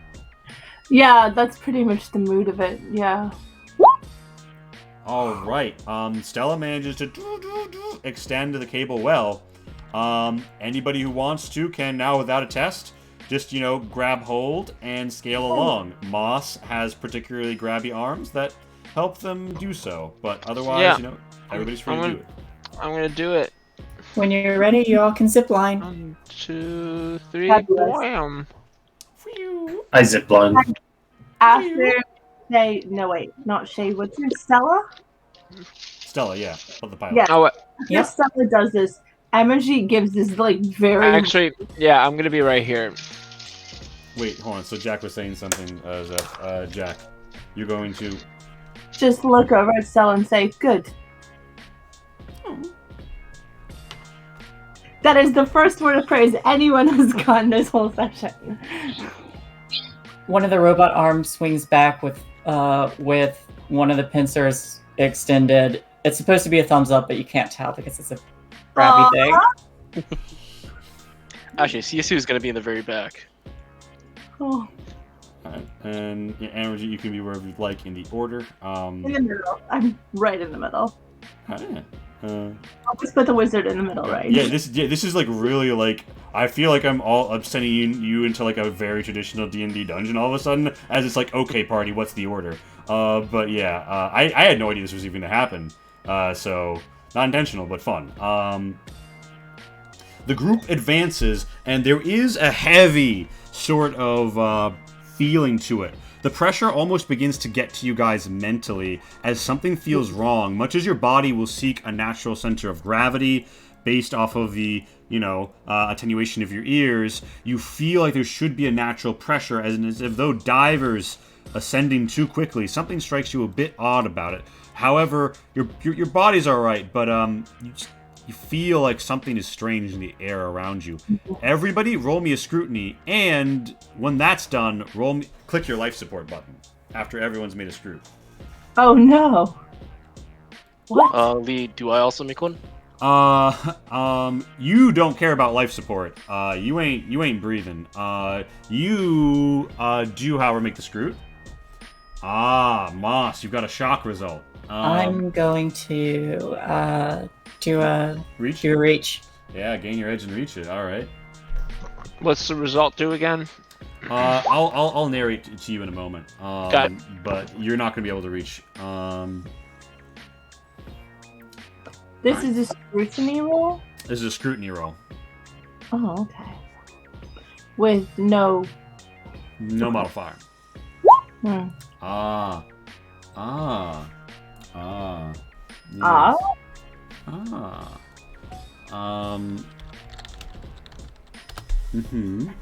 Let me just augur this real quick. Okay. Does anybody want to reach that? It's a lot of sixes. Still don't know what it is, but it's a lot of sixes. Did none of us get it? You get. Well, I will tell you what you've learned when you decide to hold or not. But I will say you're all going to get some information for your successes. But if there were more information to be gained, like sometimes there's a contest, you'll want to exceed. Okay. Yeah. How do we do that? So what you do is you'll add one. You click one on the edge thing, or you can +1 your blue circle, and then you click scrutiny, and you do -2 because you got 2 successes. And you can imagine if you're at a table, right? You'd parcel out your sixes, and Fucked up my cognition score. I'm so sorry. I don't know what I did. it's all good. It's all good. Your cognition was, I believe, 5? a 5. Yes. Yeah, 5. I accidentally scrolled and it just like zoomed up. I was like, Oh no, I'm sorry. Roll 20 can be very silly like that. Let me just Yeah, really quickly I'll count and make sure I'm. Yeah, What 'cause is you're 5, 3, 3, 5. Yes. blue circle? What even is that? I honestly, like, I'll pop it right now. But you see how like where your health and stamina bars are? There's also like a purple edge bar on the character sheet. You can also increase your edge there, but it's also tied to your character sheet. I digress. It's a whole lot of roll 20 nonsense. Handle that. What do I roll? Just click the scrutiny button right under the cognition. Put -2 into the box, and then hit OK. Scrutiny -2. Submit. Oh, okay. That's a super twist worthy. Okay. So I'm assuming everyone's going to hold where they are. So those of you who need to breathe, also click the life support button under armor, and if you get a shock result, move it down by 1. As this is happening, Moss, you're next to Rindis, and much as Rindis spooked you earlier, you kind of, like, as you're adjusting, one of the spurs of your handmaidenness, because of how many pheromones you've been exposed to by queens, kind of like, through the suit, pops Rindis, like, unexpectedly, because Rindis isn't moving expecting them, and Rindis, you gain 1 edge. And Moss, like, oh, oops, sorry, but that's about the end of the shock result for you, other than to say that you can't reach because you got a shock result. Amarjeet sees something in the wind that looks like the wind, it looks like the wave, but on a certain twist of how it moves, you see something almost shiny. It has this wet look to it, almost silverish, that disappears in a almost visible ripple that heads under an outcropping of Skycrete ahead, disappearing from view. Oh, It's so a it's like a concentration, but it has a sheen. Like, interesting. And it seems like the sheen contours to what would almost be a V shape, a flying wing? Is that Emus a bit of extra bit? It's hard to say, almost like you're seeing missing pixels, or you're playing a popular Rastian first-person shooter, and the stealth bodysuits are given away by the ripple of the form. Oh, so it's not like a swarm. I thought I was seeing a collection of tiny creatures with some kind of teeth. It almost looks like that, but then you see this connectiveness, and it's almost ambiguous. Is that a swarm, or is it suggestions of a whole? Well, I mean, I've spent a lot of my life looking through weird telescopes at weird shit, so I think, like, I'm pretty used to seeing weird visual shit and just taking it at face value. Mm-hmm. I mean, like... Yeah. Huh. And then, so I'm going to take out my spectrometer or my infra viewer or whatever, my science shit. You've got your science Madauber, yeah. Got my science thingy. And I'm going to kind of start, like, turning dials. I don't know. But, like, start moving my fingers over it, like, looking through the spectrum. I'm looking at light. I'm looking at all of the things that aren't light. Yeah. You're trying to tune it. You can give me a straight systems as this happens. You do whip out your thingy right behind Rindis, who would probably. I whip out my thingy so good. Yes. So the people next to you would probably notice that if they wanted to have anything to do with it. Ow! That's right in the middle of the mission, just on the bridge. Just here we go. We're doing it. Oh shit! We're whipping it out. Amarjeet, you dial in. And I'm going to say you can twist with this to gain more information or do it faster or do it stylishly. But even with the initial success, you dial in a way that you think that you can route to the helmets of everybody in your team that will let them see whatever the fuck this is by picking up on the strange combination of organic and non-organic material. Interesting. So I say, hey team, want to see something cool? You guys get a push notification in your helmets. It's like, blink twice if you'd like to accept Amarjeet's, whatever she names the file. Usually this is spam, but I'll click it out of curiosity. It's called cool. It's literally just called cool. Cool.jpg. Cool.jpg. You can just Did she whip out her thing again? Oh, I'm not only just whipped it out, I'm using it. And now I'm waving it at all of you. All right. I'll open it. Yeah, you all begin to see, like, there's like a bit of highlightation everywhere you look, except for the rocks, which are very dead in this vision. But yeah, as you look around, you feel like you're seeing with new eyes, although whatever was present that prompted Amarjeet to do this is no longer there. Or if so, far too well, hidden behind something to be detected.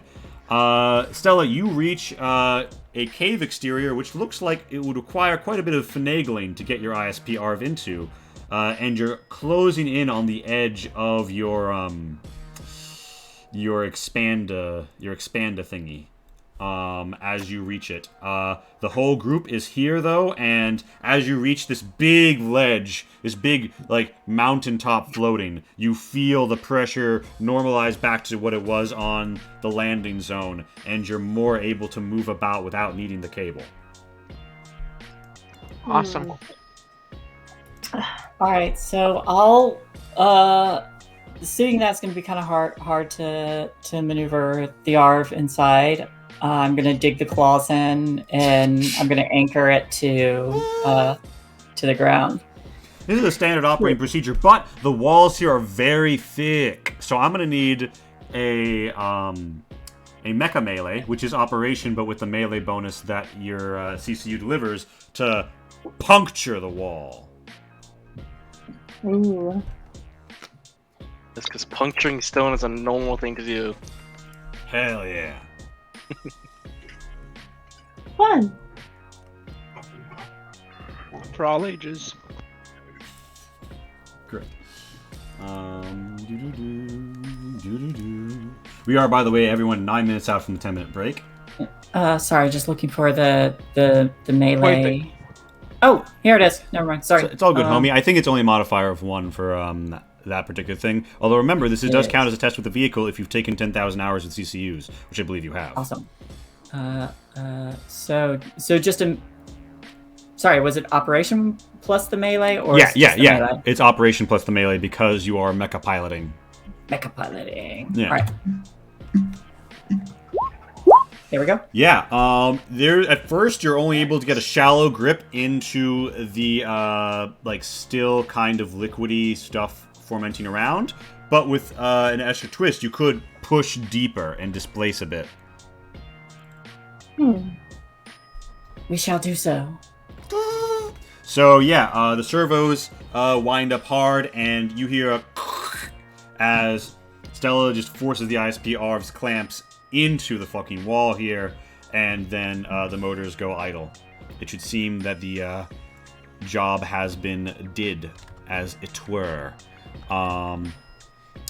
Yeah, so that's more or less the situation. Everybody behind, you're free to move about on this bit without being worried about getting knocked off, and it's not too hard to just duck under the arms and enter into what looks to be almost some sort of a cave. Although those of you with scientific experience can't begin to fathom how this would have formed naturally under the present conditions. So, do we have any little science drones? Do we have little bots? You do have little bots now. You do? There were some sensor drones aboard the lander. I think somebody asked about them. Did we bring them? I'm gonna say even if you didn't, one of you can shimmy back along, open the door, pop, get it. So I'm gonna say to CSU, we're going to send in a little robot into that. In case there's a creature in there. Okay, would you like me to go retrieve it? Yes, please. I do have a couple questions for you, brainy people. One, there's something flying around out there. Is it a ship? Are we not the first people here? Also, do these rocks have some weird center of gravity? Can you walk along the side of them? There's been some weird pull going on when we were going across. Yeah, I'm hesitant to even attempt getting near them because I was thinking similar thoughts. I don't want to get sucked into that rock. Maybe that's what happened to that dude who died, That's not how gravity works. I'm actually, this is like in the most long-suffering, so tired voice ever is just that's not how gravity works. Wait, well, this is also not how rocks work, and I gesture to the rock. Yeah, and it's not, who says it's even gravity that's doing it? It's something's weird. Also, you mentioned somebody died? Do you know something we don't? I thought someone was dead. We found dead life signs of an organic creature within the rocks. Yeah. That's not necessarily a guy, but... Oh, I just said someone. I didn't know if that was a creature or a human. The weirdness you were... I would be more excited if the life forms were complex enough to be considered a guy. Or a creature that has intelligence, This is the same difference. Yeah. That's what I'm saying. I'm agreeing. So, another question then. Do you want me to attach another cable to myself and try walking along the side? The strangeness you were feeling was due to fluctuations in barometric pressure. These waves that are coming.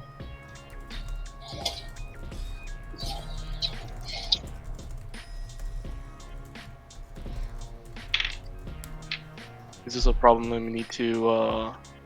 Oh wait, no, I'm not there. Sorry. No, I mean, they're probably. Are you guys communicating on the helmet? You're talking via helmet comms, presumably. Yes. Yeah, so because there's a lot of white noise of whoosh outside in the vaporwave zone. CSU-24, your connection will become staticky by the time you reach the landing pad, but by this point you're still able to communicate.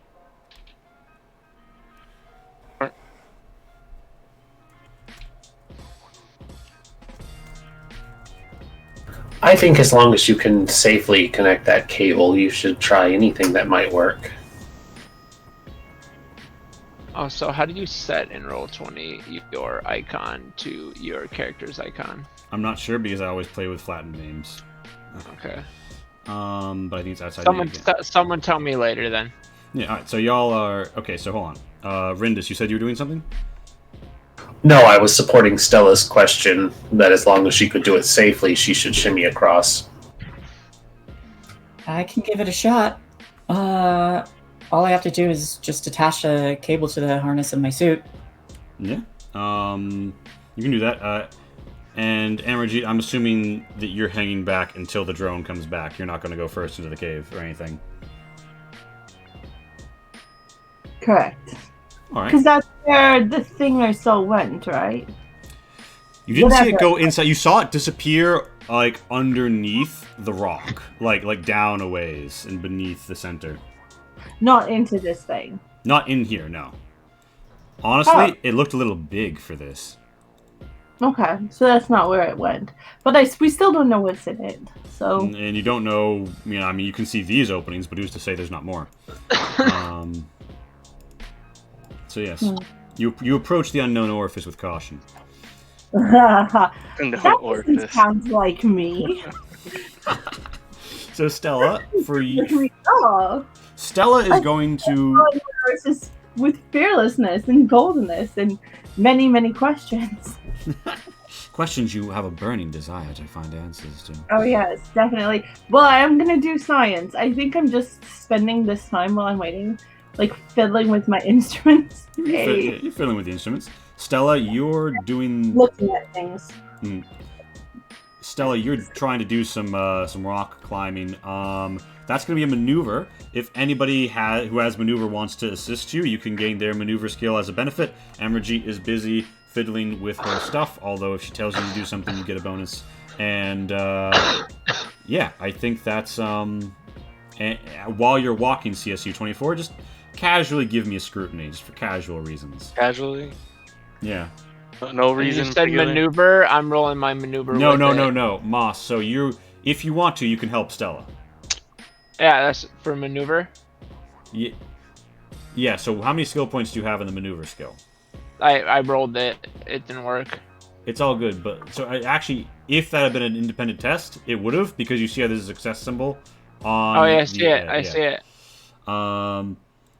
But yeah. it's not independent. Yeah. So, but how many skill points do you have for maneuver? You're right. That is too high. No. I'm asking because if you're helping Stella, that's the modifier you'll give her. Oh, 2. Okay. Yeah. So, with your climby bug friend. Oh, I thought I had to roll. Good Anchoring to you. know. No. Yeah. Stella, you make a maneuver with a modifier of 2.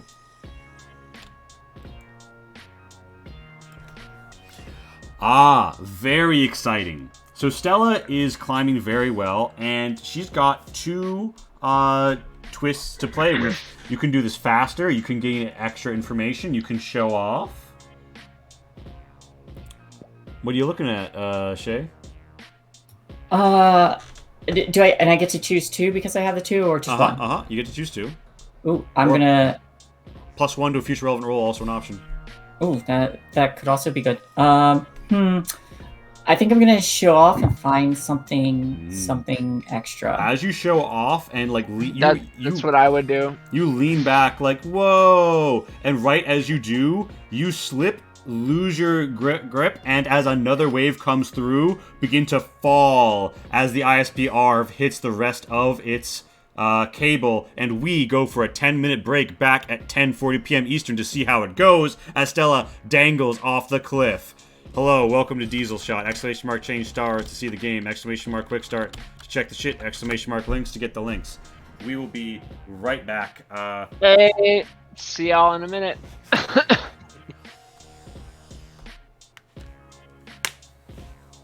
gonna go get a drink. See you soon. Alright, see you guys at the break.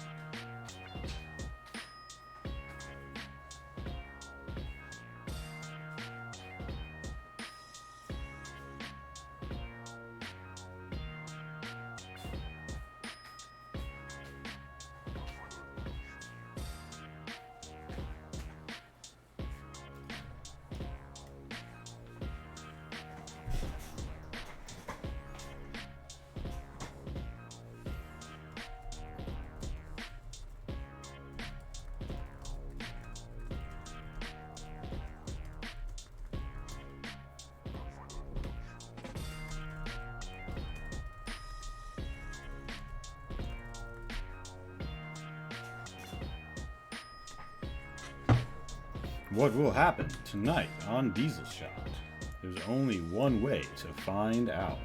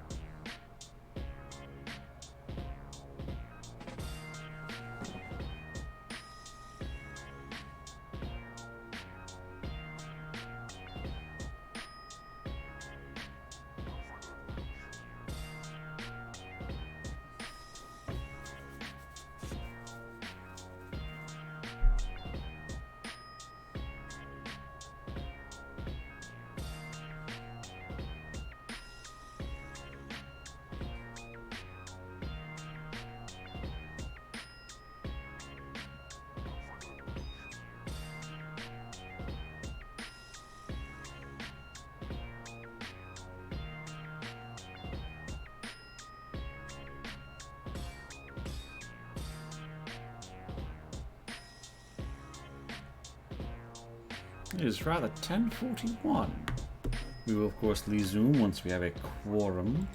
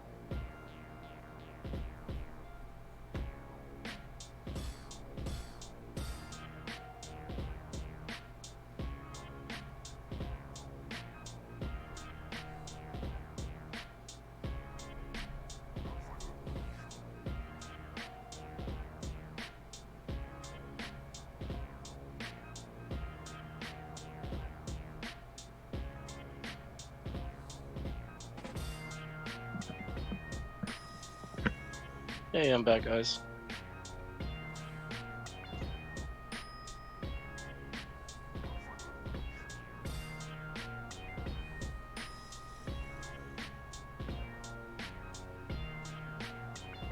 Me. I think it's you and Lee.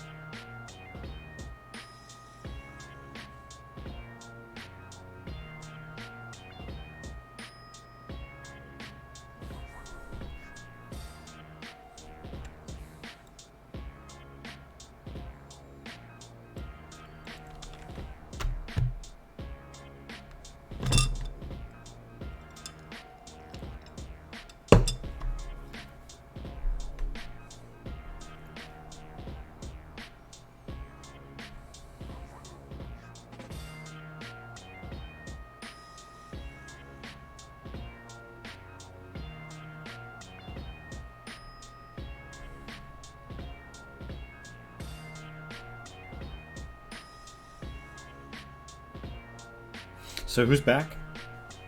Hello. Shin is back. Anybody else?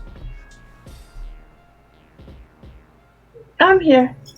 I'm around and about. Hey, Hold Jack. on, bro. Hold on. All right, that's the out of 5.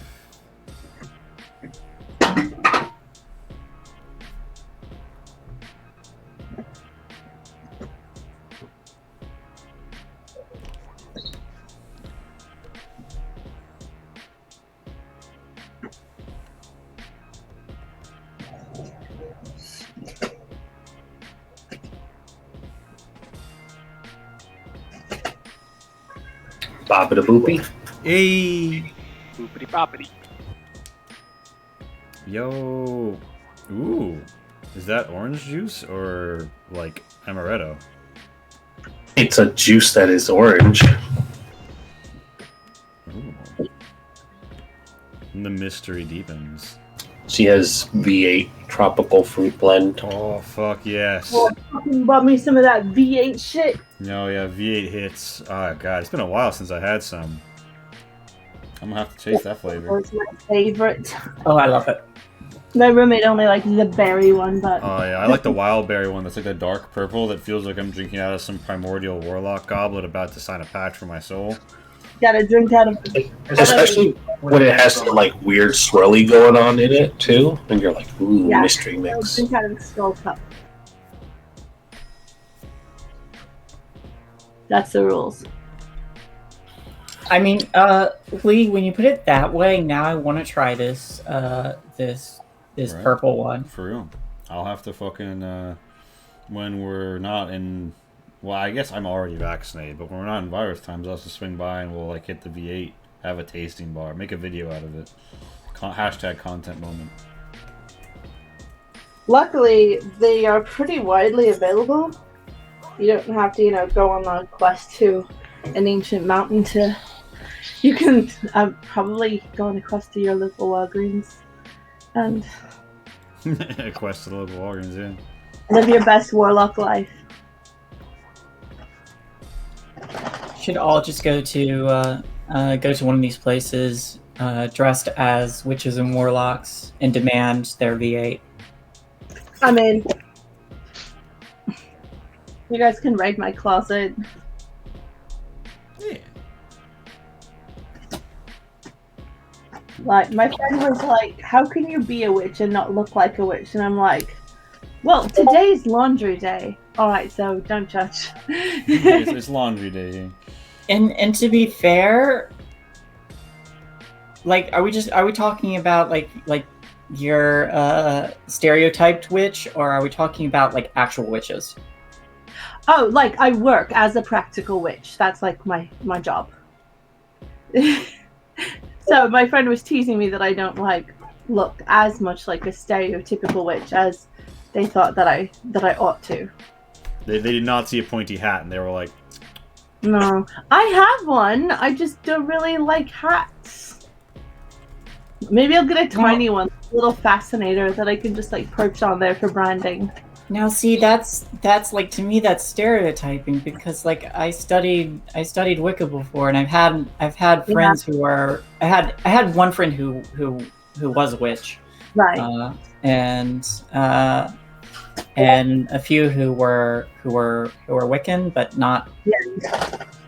Well, I mean, technically, if I want to be an old school witch, I should wear like an old school Quaker hat, since there's a lot of evidence that the idea of witch hats came from female Quakers who like led their own meetings, and they were already always like agitating for workers' rights, and well, you know, them's the bad ones. The Quakers were an interesting bunch. Oh yeah, they were quaking. I highly recommend hanging out with Quakers to anybody. We are 10 minutes over on the anticipated break time. Zeph is on the way back, but we will continue without them for a moment. Suffice to say, they will gain 1 edge because the person who they're helping, base jump. Basically. This isn't base jumping at all. Who they're helping repel. Hopefully not base jumping without parachute. Is Stella. Stella, you are arms flailing in the wind, and Stella. So Stella, you're over the edge. Amarjeet, Rindis, and Moss all witness this. And Stella, you are absolutely just sort of like buoyed by the wind, and you feel the waves shifting and the pressure changing. You think you're about to get slammed into the rock. You could try and maneuver your way out of this, or you could just roll endurance to take it. It's up to you.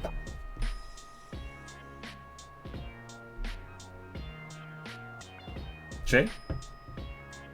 I think the dice pool is the same.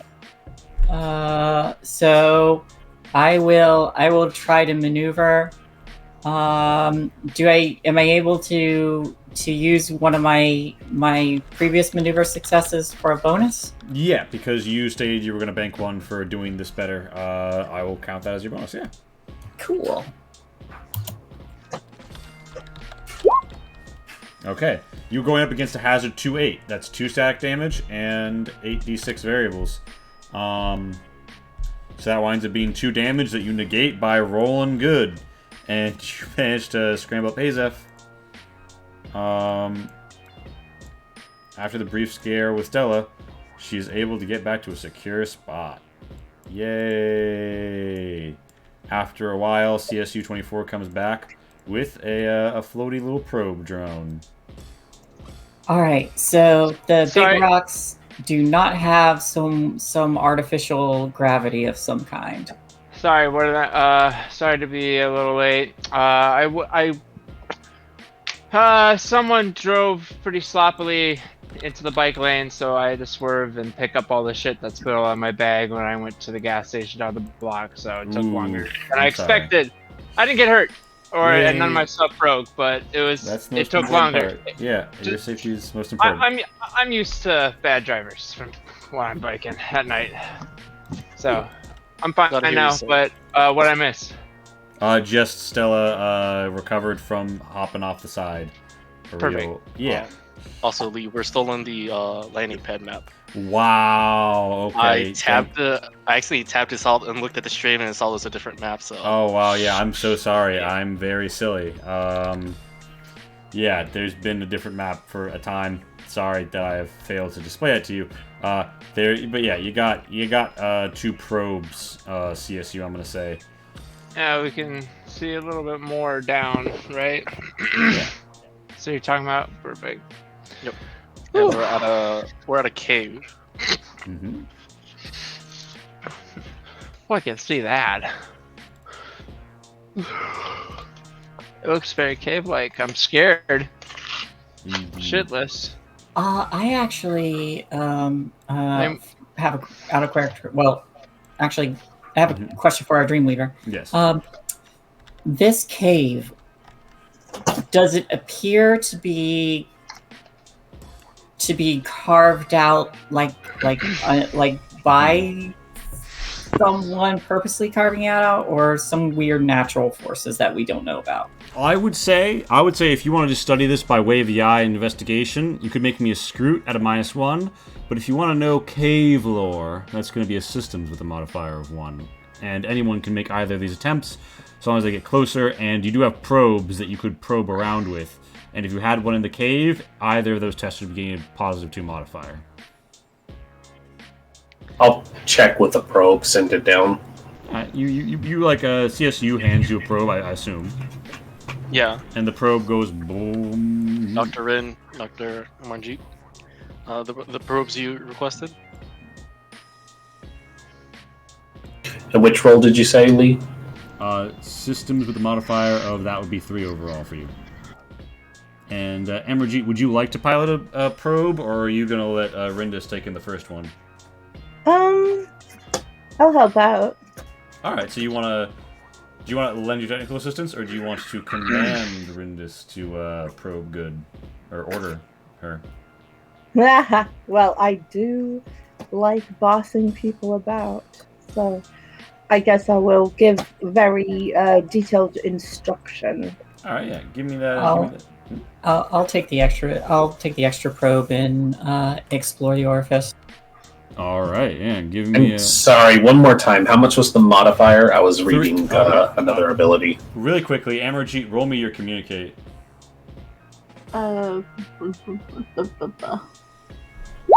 Okay.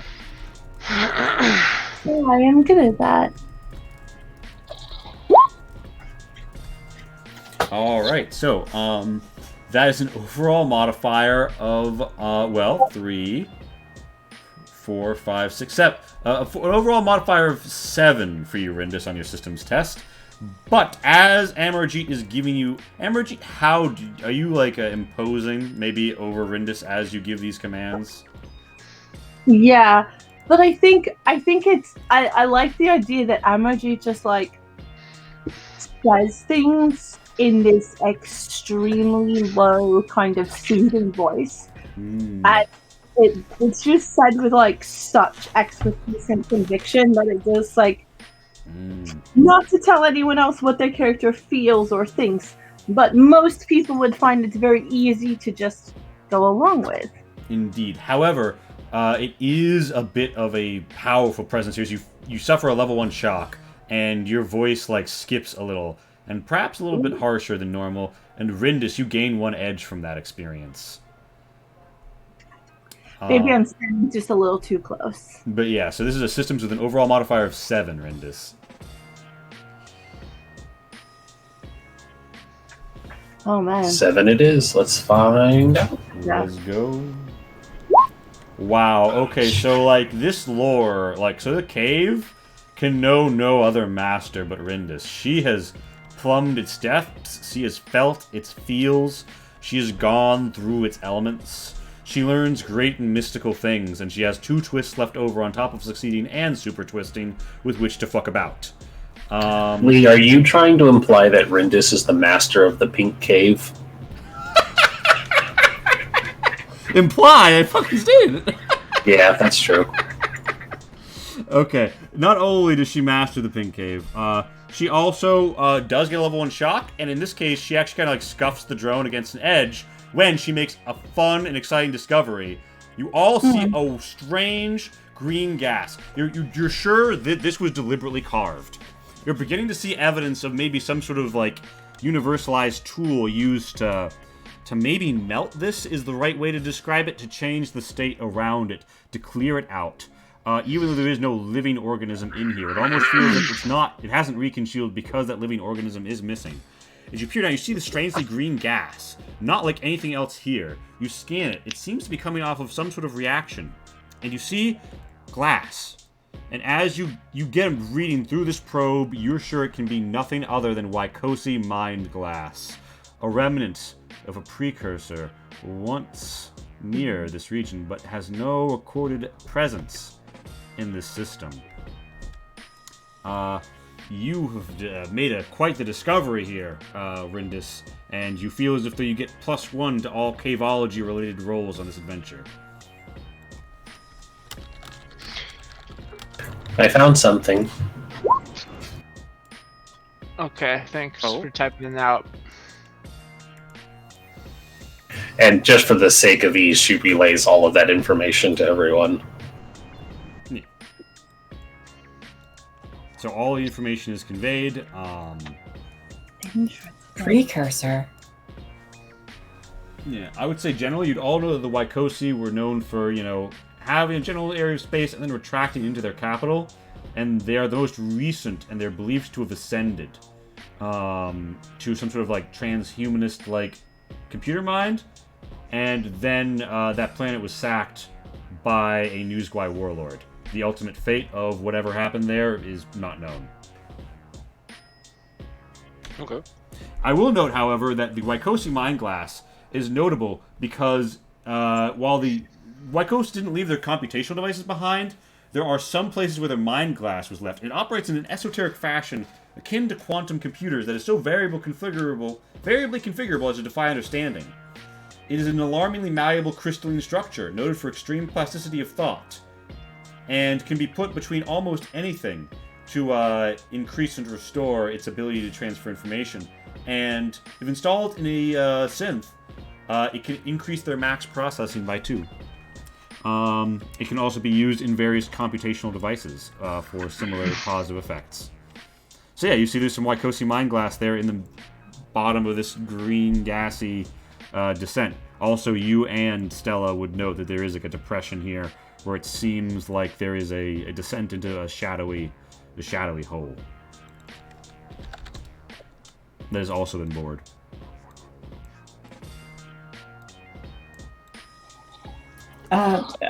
Dr. Rindis, that is huge discovery right there. Yes, I'm quite proud of it, and bringing this knowledge back will be very good for our careers.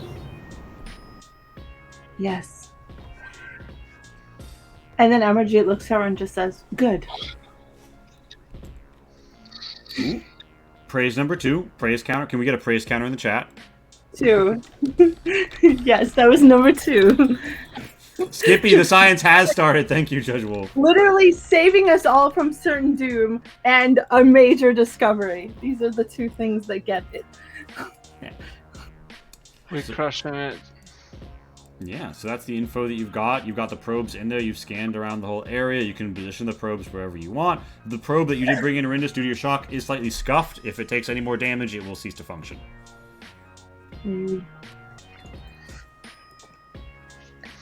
They shouldn't push the probes any harder, but for now we know where we're looking.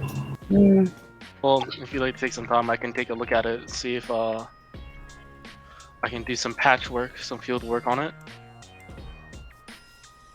I'll move my probe around a little bit more, see if I can get, see if I can reveal any more of this cave, just so we can map it out. Yeah, so you go through the tunnels and you find that there's a loop. I know you're outside the map.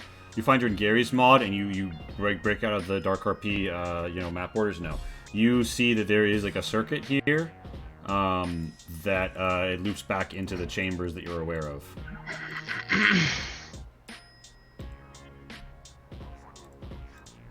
All right, it looks like there's just that find. Should we get in there and start collecting?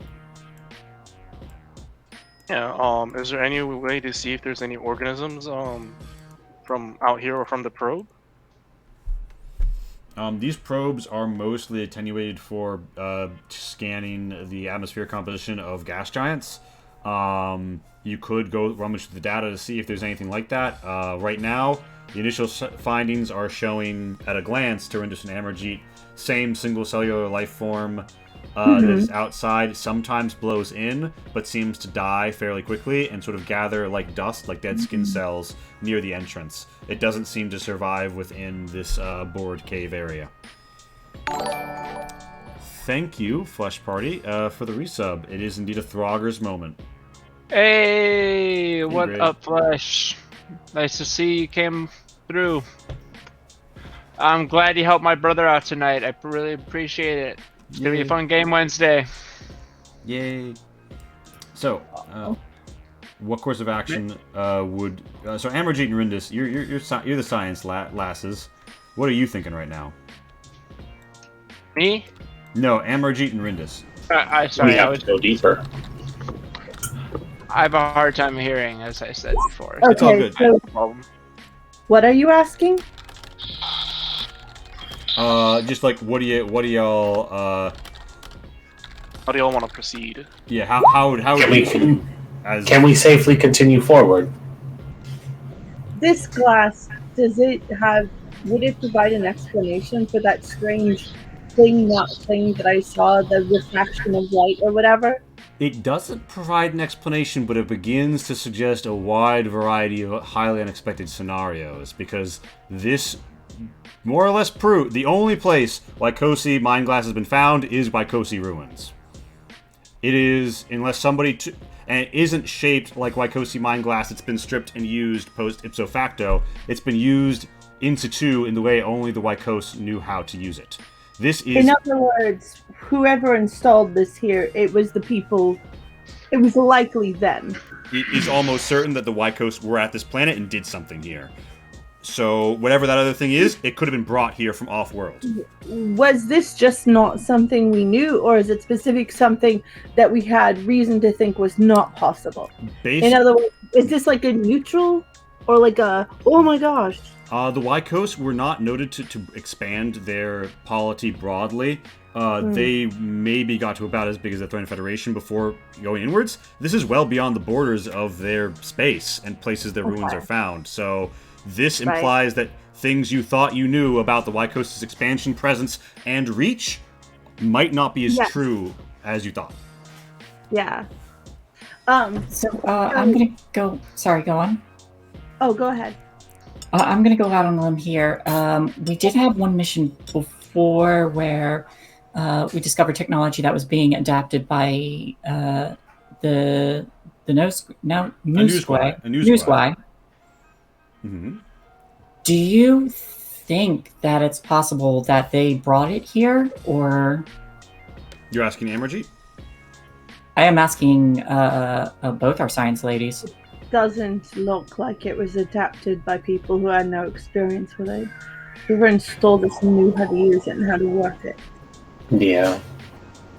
And I think I'm talking to my fellow doctor. Mm-hmm. I'm sure I don't do thumb typing, but like, let's just say there's some way to really quickly type into the computer or into the tablet and just like saying all of this, like, oh my gosh, if they were here, then it means this and this. And basically it all ends with, this suggests a number of highly exciting scenarios. Yeah. And all of this just like shows up as like a text bomb. And meanwhile, I'm just like completely silent. Your phones are going bzz, bzz, bzz, bzz. Yeah, to the fellow scientist, just be like, just blowing up her phone. Rindis, your DMs are blowing up. Like, what's the likelihood of being able to extract this back to the main ship for study? No, it would have to be done properly. We don't have the tools to do it properly. However, we don't know that until we get in.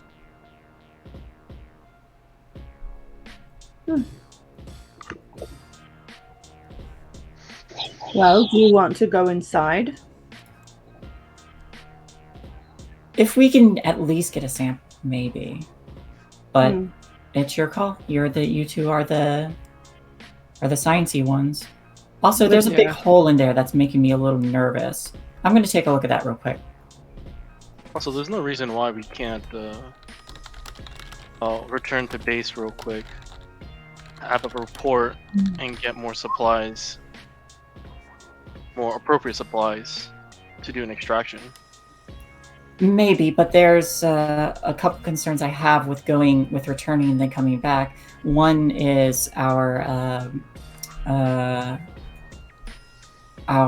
supply and maintenance of the ship, and the other, there's something flying around out there.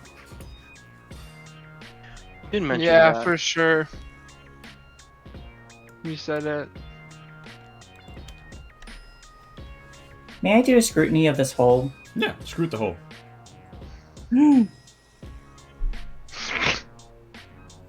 My contribution to game design will be my lingo.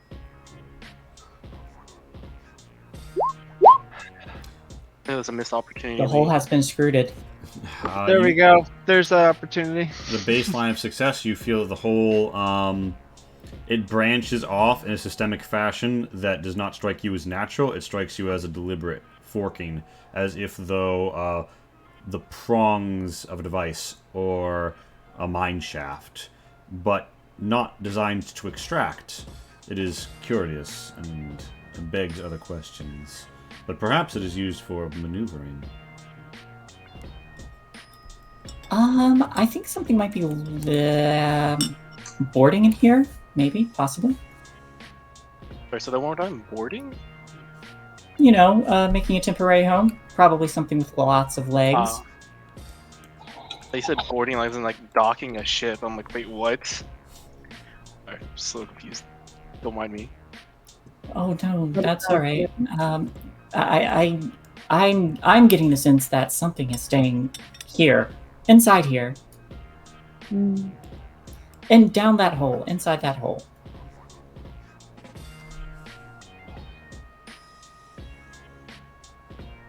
So, that might mean that, you know, attempting to take a look and see if that stuff is capable of being extracted could leave us open. Yeah, you know what? Actually,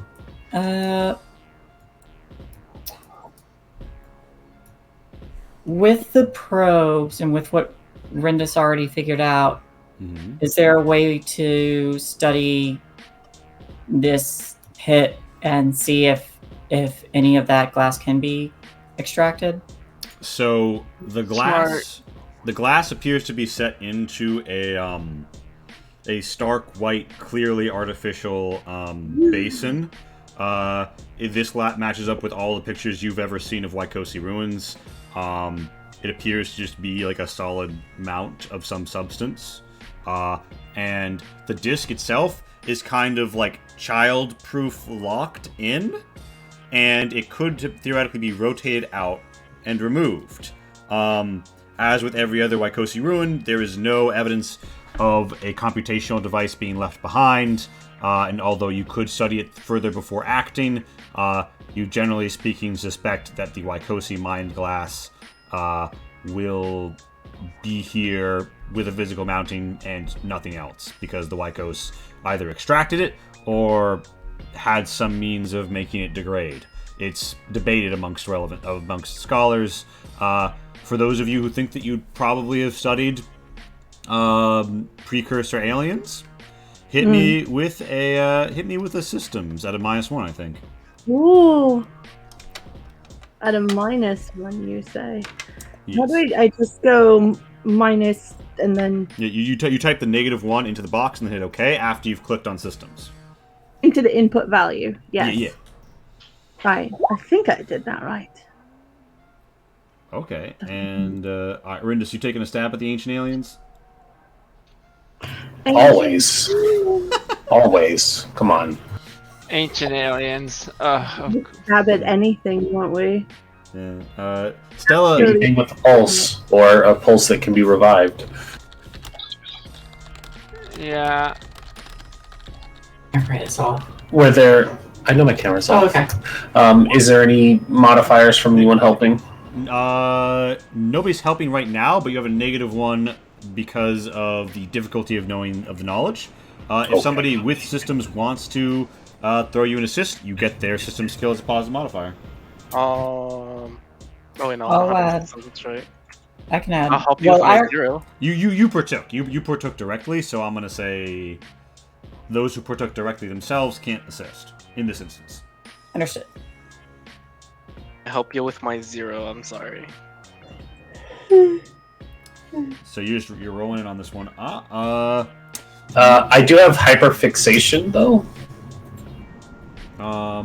Feel like I could use that here because it's a non-hack. Yeah, you deploy hyperfixation. You hyperfixate on this, and I believe, does that mean you get a reroll now or reroll soon? You Gain a new insight. You may redo this with a +1 mod. All right. You think if you went in there and got a good look at it, you'd be getting a new insight. Yeah. As this has happened, you guys have deliberated for a while. CSU-24 has to go back for the probes. You've piloted the probes. You've spent some time out. Roll me a hit life support. You gotta be rolling a life support again. Is that everybody, and then you want the reroll? Yeah. When you go, you have to go inside to gain the new insight to get the reroll. Okay, I'm definitely going in. And I will say, Stella, what you derive from this is based on your knowledge of Waikosi ruins. You are pretty sure you know how to safely extract the memory glass disc. My life support didn't work that time. Interesting. I noticed. I feel like this happened. Do you have It worked. It worked the first roll we did. Huh. It has a 0 value currently, though. What should it be? If you failed one, you should have 4 right now. I didn't fail any. I passed the last one. Oh, then you should have 5. Okay. Weird. All right. Let me try again. Oh, there we go. You're all good. Your temperature control and your oxygen supplies and everything that you all need, and Amerjeet probably a certain degree of like stabilizer, like just for your body is folded under your life support. And all of that is values nominal. It's like 99% charge in your battery. You're good to go. And Rindis, you think you got to get in there personally, and then you'll get the new insight that lets you re-roll with the +1 for an even systems on that ruin. If I go in there too, can I help? You can. I'm going to be joining you. I'm going to keep an eye on that hole. I do think that if we need to, I can probably extract that information disk. But I don't know what we're taking it from. All right, so Rindis and Amerjeet enter. Stella stays there with an eye on the hole. Moss and CSU-24, you're free to position yourselves wherever you think you'd be as these events unfold.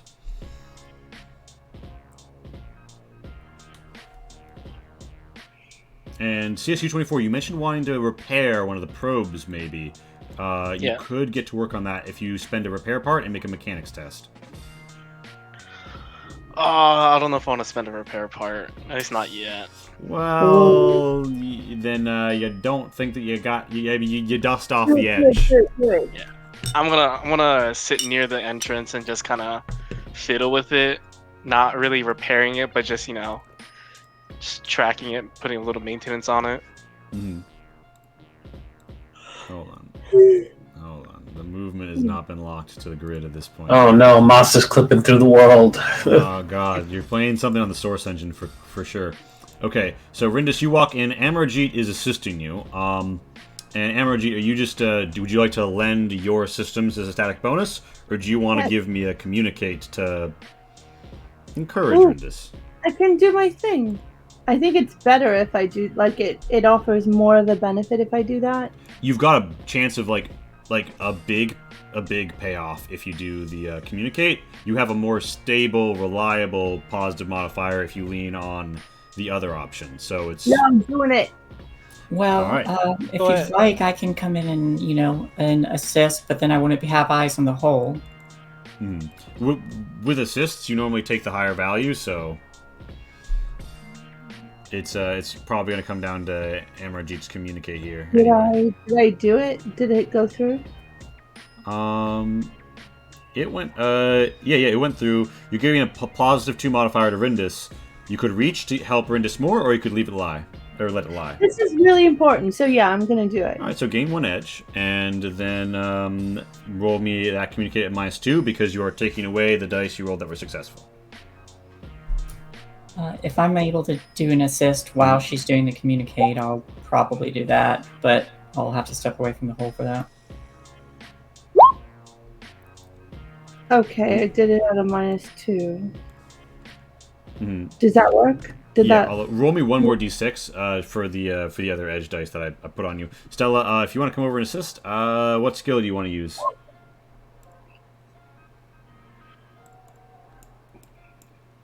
Actually, This was a... I'm sorry, go on. Yeah, I think because what she's doing is in order,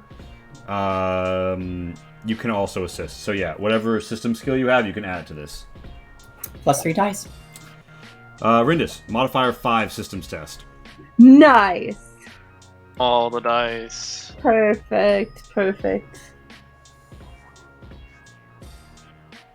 And I think, is it unsteady at all in this cave? Like, is the terrain, in any way uneven? Yeah, it feels like the floors were maybe not meant to be walked on off of like the main paths.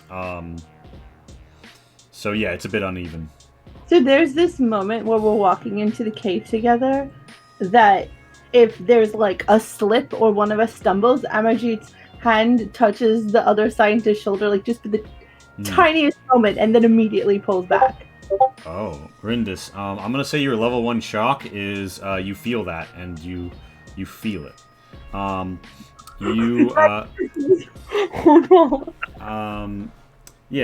Rindis, you are you are looking at this and you get a good success. You hyperfixate. Your mind like dials back. You're only thinking about the hole. You're only thinking about the ruin. And you determine that the way this is shaped, you believe that the original purpose of this device had to be related to the flow of this stuff through the cave. You see this green stuff. It's like dead and like hanging. But you look at it, you run your scanner over it. That's not gas. That's not alive. Those are nanites. And if they were moving properly, this whole place would be like a slurry blender to harvest alive the things outside and produce it into, you're not sure what, but you're pretty sure that someone or something picked up and took the means to produce whatever was built here. And as this happens, you lose your footing because you step forward a little bit closer without realizing there's a ruffle, and then Amarjeet touches you on the shoulder just as that happens, briefly, to right you. And you just absolutely shake hard, and Stella and Amarjeet, you both gain 1 edge as the shock hits Rindis, and you're like, oh fuck, what's you realizing?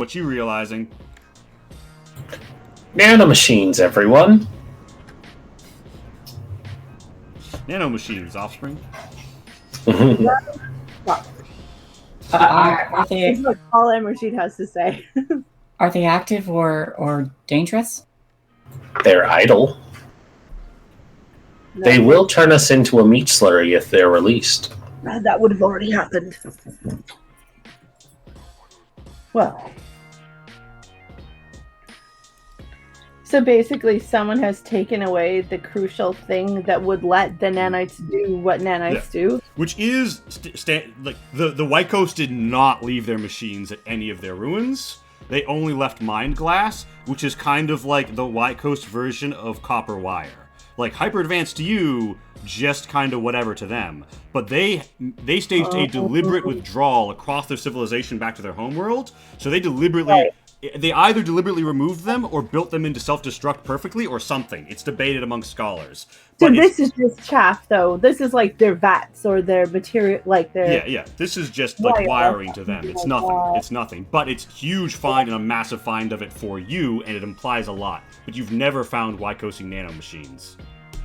So if these were made by the Wycos, that means a lot. That means a lot.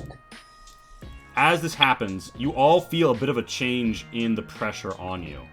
Everyone, roll me an endurance. Ooh.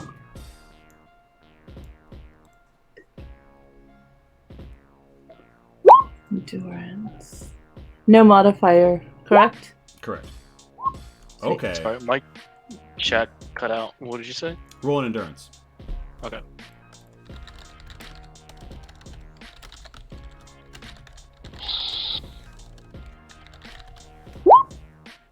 All right, so everybody manages to stay stable, but as this happens, Stella, you kind of like knock the probe here, and it's like beep beep, and before it rights itself, it gets a little scuffed. You all managed to weather this really well, though, but you feel like something has shifted in like the pressure and the waves outside, and CSU-24, you feel like you're in Moss. You notice something like go swoosh outside, and then you hear a boing, boing, boing as the cable that connects the ISP ARV begins to strain and become pulled upon. And the thing connecting your ship and your ISP ARV begins to, as if though pulled upon by, as if though a harp string plucked upon by a god. How does everyone react to this? Oh shit, my baby! Oh wait, team. There's definitely something outside and at our shuttle, or between us and our shuttle. I'm gonna hook up my slate to the visuals of the drone, which is outside, I think. There's 2 probes. You can send one of them out if you'd like. Both of them are a little scuffed. Alright, well, I'm gonna send the probe out to look. Boing. All right, so you're sending the probe out. The probe that CSU has outside the cave, I want to be able to see what it sees. Oh, so you want to send the one next to CSU out? Okay. Yeah. The No. probe. I want to move one around, but also have the visuals from the other one at the same time, so that I have 2 views. So you want to move both of them outside? Yeah. Okay. Normally, because they're scuffed, you'd be rolling the scrutiny at a -2. Because you've got 2 scuffed perspectives, it'll come out in the wash. Roll me a scrutiny.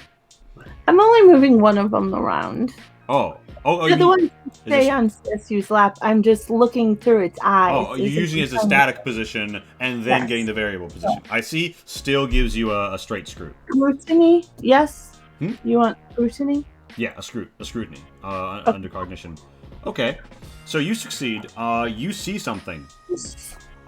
Something that is just covered in this, like, you know, thick substance across its back that's kept a little bit, you know, liquid cementy. But is it the same kind of weird shininess? Yeah, but with your adjustments you made. Yeah. You can see it. And you see the space ray as it emerges, swirling up, arms widening, and it just whacks the fucking probe, and that feed goes fucking dead. As you just like... You absolutely fucking lose your shit, and Rindus gains 1 edge as this happens. Yeah, you hear a... And all of the, like, life that you see through your adjusted vision shudders as this terrible sound is uttered by this massive, like, manta ray-shaped thing flying through the gases, and everyone, except for CSU-24, makes me a resolve test right quick. Is that a thing we know what it is? Is that a thing we've experienced? Nope, not cataloged form of life. Totally Xeno, totally unknown, never seen one before. Amazing. Amazing. I was just like, holy shit! They do not have these at Walmart. Holy shit. Alright, so Rindus, good news. You're gonna have good news, Rindus, and you're gonna have bad news. I'll get to that once. Moss, if you can hit me with your resolve as shit goes sideways.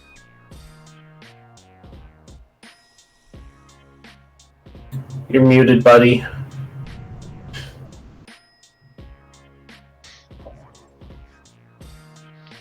Where's my resolve at? Where did hell? Bottom of empathy. Bottom of empathy. The pink one far right. I love that stuff. Like, no, my baby. Girl knows what her priorities are. Okay, so everybody's kind of like, all right, so everyone's keeping it together except for Stella, who's like, oh no, my baby. Rindus, you feel that you are not okay. You are you have resolve successes to spare that you could share with your friends. The friend in need is Stella. But you feel like you're not fully prepared, and if you run over to go snap her out of it, you might have a problem. Do you stay where you are and stay okay, or do you suffer the level 1 shock and go out there to help? I'll risk it. You risk it for the biscuit, and Yep. I owe her for protecting my babies. And what you notice, or what you don't notice, but your friend does, is your medikit falls off. It comes unhooked from your suit, right next to Amarjeet, like in the doorway. As you run up, steady Stella, and Stella, you are like, oh shit, and you fall back with a very cinematic screen shake, as if though in a Metal Gear Solid game, and then Rindis comes up, takes you by the arm, and you're like, oh shit, yeah, it's time to stand up and do the boss fight now. And, Right. Yeah, Well, I will bend down and get the medikit, and I'll hook it onto my own coveralls. yeah, hooked it up. Nice. And I would say that you guys can move about like 6 meters or squares from where you are right now, and then things are going to get a little turn ordery. And Stella, for you, that can be mounting the ARF. It looks like time to engineer a retreat. I will absolutely mount my R. All right, and all right. So Rindis, you're going there. CSU, you're going there. And Margit, you are free to move like 60 squaresies up if you'd like, or you could hold back. You can get to about tunnel mouth entrance if just outside if you'd like to be. And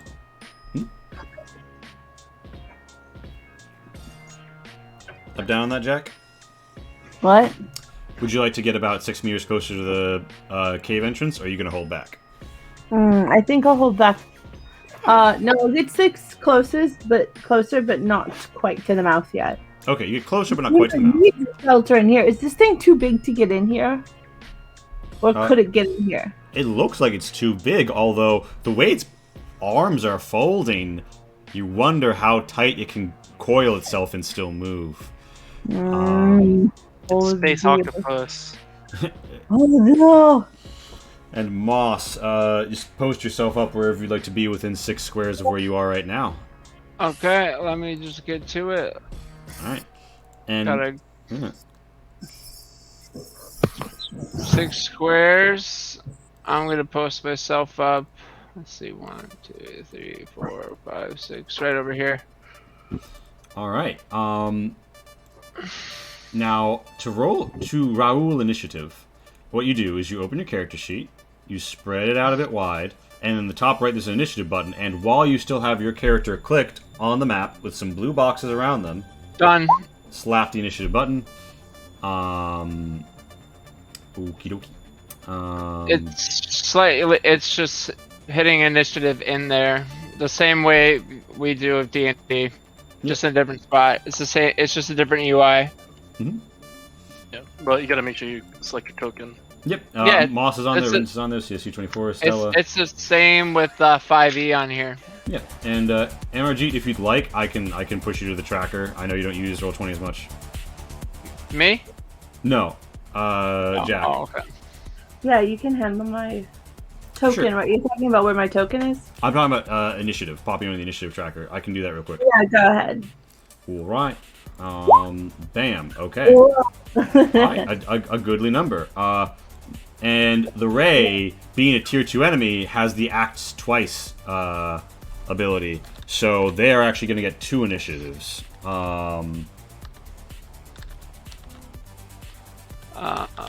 And they're also going to act on 11. So, it is a Ray's turn. The Ray flies up to CSU-24, Stella in the ISP, and the Wire, and is going to simply sweep its vast arms with a horrible hue and cry and strike out at these strange things it has been studying. And Which one is it targeting, or is it targeting both of us? all at once? 3, you, Stella, and the Wire, and it, being a tier 2 enemy, does get to reach sometimes, and it's gonna choose now to be one of those times. Well. It chooses to make this a damage dump. So that's 4 damage coming at y'all. If you have any armor, roll that now. And for you, Stella, you've got, I believe, 4 armor? How do I roll the armor? You don't have to worry about right now, but it's on the far left-hand side, the armor button. You just click it? Okay. You're not getting hit. No, I know. I was just... Yeah. You just click it? Got it. Alright, so that's about half the hull on the ISP right now. Gets thwacked as everything goes inside the cockpit and shakes. All lights red. You're in the bad part of Mech Warrior where everything's showing you the unhappy colors. There's gas, there's like leaks, there's drips. You're getting things about breached, and it is considered your CCU is considered enclosed under like a special sort of circumstance where if it suffers half damage, that enclosure breaks. So glass flies as the atmosphere just sort of enters into your ISP. Still operable, but now exposed. Well, there goes my life support. Oh, you still have your suit. Well, you still have your support. spacesuit. But yeah, so that's the raise action, main action, and then it reached as a side action. Oh, and CSU, that means you're just taking a full 4 damage. Right. And you guys see the Y go boing, and you see like bits of like twisted metal fray off of it as if though a cord that has been chewed on by a dog. And you feel like if it stays on top of it and makes another big wallop attack like that, the cord is probably gonna that connects you to your lander and made it possible to walk across here safely is probably gonna break. That is the Ray's turn. Stella, it is your turn as everything goes. Oh no. Cool, I see that. So I'm going to let's see. I have a move of 4 in my walker. Mm-hmm. So 1, 2, 3, 4. Can I get there to try? Yeah, because it's attached to your back. You are now in the cable back to here. Yes. Yep. I wanna protect that cable now. I'm even gonna say, if you're willing to do a really risky operation, you can declamp from the ground and activate the winch to boost yourself even further backward. It's gonna be an operation, and bad things would happen if you fucked up. Yeah. I forgot I could have blocked some of that damage. Whatever, it's okay. For next time. Yeah, for next time. Oh. So, Stella, you gonna risk it or you gonna hold here? Am I able to attack and then risk it? Yes. Okay. So that's what I'm gonna do because I wanna wall up this thing for whacking my baby. I was gonna try and see if belly dancing with it worked, but it hit my baby, so it has to go. But before the glass breaks, seduction. After it, war. Yeah, basically. All right, yeah. So, all's fair, you know what they say. Yeah, it's a sea creature, I mean, so you're just booping out. It's like you're using both at the same time, but yes, still fair. Wait, are you attacking it? Yes, I am now. You see through the probe feed. Oh, no. Indeed, MRG. You're like, that's not a. You don't know if this could be the last of its species. Protocol. But Stella, fuck the protocols. You bop it. You have one twist. You want to spend that extra You damage? twist it, pull it, shout it, and bop it. like I have a printout about this right here. It hit my baby. I'm sorry. What can I do with that? You can either put an extra damage on it, or you can push it back. Hey, I will be right back, y'all. All Sorry, good, homie. If you could just mute and kill your camera rather than disconnecting. Yep, that's Thank what you. I'm gonna do. Okay. So Stella, that is your go, right? Or do you want extra damage, or do you want to push? I will do. Like push it back. I'll push it back. Okay, so yeah, you force it back a bit as it lets out a hue and cry, and you've bopped it, and it is receded. And it's taken, you mashed it on the nose. You feel like if you'd gone for its back, which is covered in this, like, proto-crete sticky stuff, it would have done something, it could have been dangerous. Sorry. Let me clarify. It has armor. Its back is armored by nature of the non-organic substance on its back. But if you could hit it in the belly or the nose, it won't have armor against that attack. That is your. Yeah. That's your go. Stella, you can, as a side action, risk it for the biscuit and activate the winch. You want to go for it? Do it. I feel like what's life without a little risk? So let's do it. Give me the operation test of.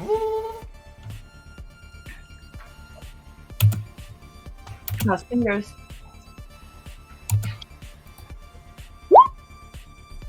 Holy shit. You can get back as far back as you fucking want to go on this goddamn map, Stella. Pick your fucking druthers. Dang. Lee, let's go all the way to the shuttle. Mm-hmm. Do it. No. Oh, wait, no, you said this map. Never mind. This map. Yeah. So just pop off for a cheeky 16 meter if you care to. I would like to. Is this right here? Is that like a stalagmite? Yeah. kind It's of thing? it's like a rock outcropping. You want to get behind it? I'd like to use that as armor. Yeah. I As this happens, you position your ISPR back here, right? However, you freak out a little, and as you do so, as you kick off and retract yourself very well, focused only on how much give you can get on it. Two things happen. One, casually, as you look through the probe MRG, you can see that there is like a fully congealed skycrete layer on the feet of the ISPR. Casually. And CSU-24, you make me a maneuver because the ISPR is going to deck you if you don't. Ah. Yes. No, my bestie. So, like, it dug up the ground? Is that what you're saying? It's like, you know how there's like a liquidy, forming layer around all of it? It Sure. looks like in the time that it was planted there, it finished congealing, stuck to the ISPR. And there's a bit of a breaking off of like dust as it cracks off, but it's like it had a thin cement shoe that it just broke off. Right, like if you stood in the mud and then it dried on you. Interesting. Yep. So Stella, that's your go, and CSU-24, you managed to duck under that. So you're no harm, no foul yet. But that's Stella's go. Amarjeet, is your turn before the Ray gets to act again. Yeah, this is not what one would call protocol for encountering a new, possibly highly endangered form of life. No, it's not. But like somebody has to do the proper thing. Mm-hmm. And if this creature is in any way related to connected to a past civilization, this actually might change the whole encounter. So Amarjeet very quickly is doing two things at once. One is commanding the probe to plan their escape route, like with math. Okay. And the other is I'm sending a message. Mm-hmm. And I'm sending it... If our slates let us communicate, and one of the Trinity species communicates with pheromones, it makes sense that our slates would have a, pheromone pulse of some kind, yeah, right? So there is like a radio, like the Mirai have a radio that is pheromonal. I would say at the very least, Moss's comm box can do it. Okay, so I'm sending out this message, which, even if it doesn't contain a lot of information, it is all arranged very specifically to be noticeable as information. Do you know what I mean? Like, Okay. you can tell the difference between noise and music because of the way, So you want to stagger some sort of pheromonal communication to the Ray. Right, and I'm doing it through sound and light and Right. I will say, so you're pheromones at the same time, if I can. you can. Each of the extra things you're adding to it that you're doing right now is a further It's harder. -1 modifier, and That's fine. but I will say this is a communicate test because you're trying Yeah. to establish some baseline of Okay. communication. Then I guess I can try to do two of them. The two that are most likely, whichever would be most likely. You think that pheromones might be garbled by the nature of the atmosphere when the waves are Right. out there, but you think that Okay. so you think that the two most likely are either sound, but sound is weak here, but maybe the sonic is more likely. Right. So sound. So like regular sound waves and maybe radio waves. Yeah. Yes, actually. Okay. So try those. Radio waves. Yeah, Okay. so give me a communicate with a -2, and you're doing this from the probe, right? Then its receiving organs would receive vibrations. So that's why I was thinking radio waves. So like basically, in a very quick calculation, whatever, even if it doesn't get the meaning, I want it to very clearly be able to tell something is trying to communicate with me. And to clarify, you want the probe to both to go outside and begin calculating the path back, and come out here and bombard. Well, that's more just a command, like find our way back to the probe, and then this is what I'm doing myself. But if I can't, with your you're doing it with your slate. Yeah, okay. The probe is going out to do its job. You do yours. Give me a communicate with a -2 modifier.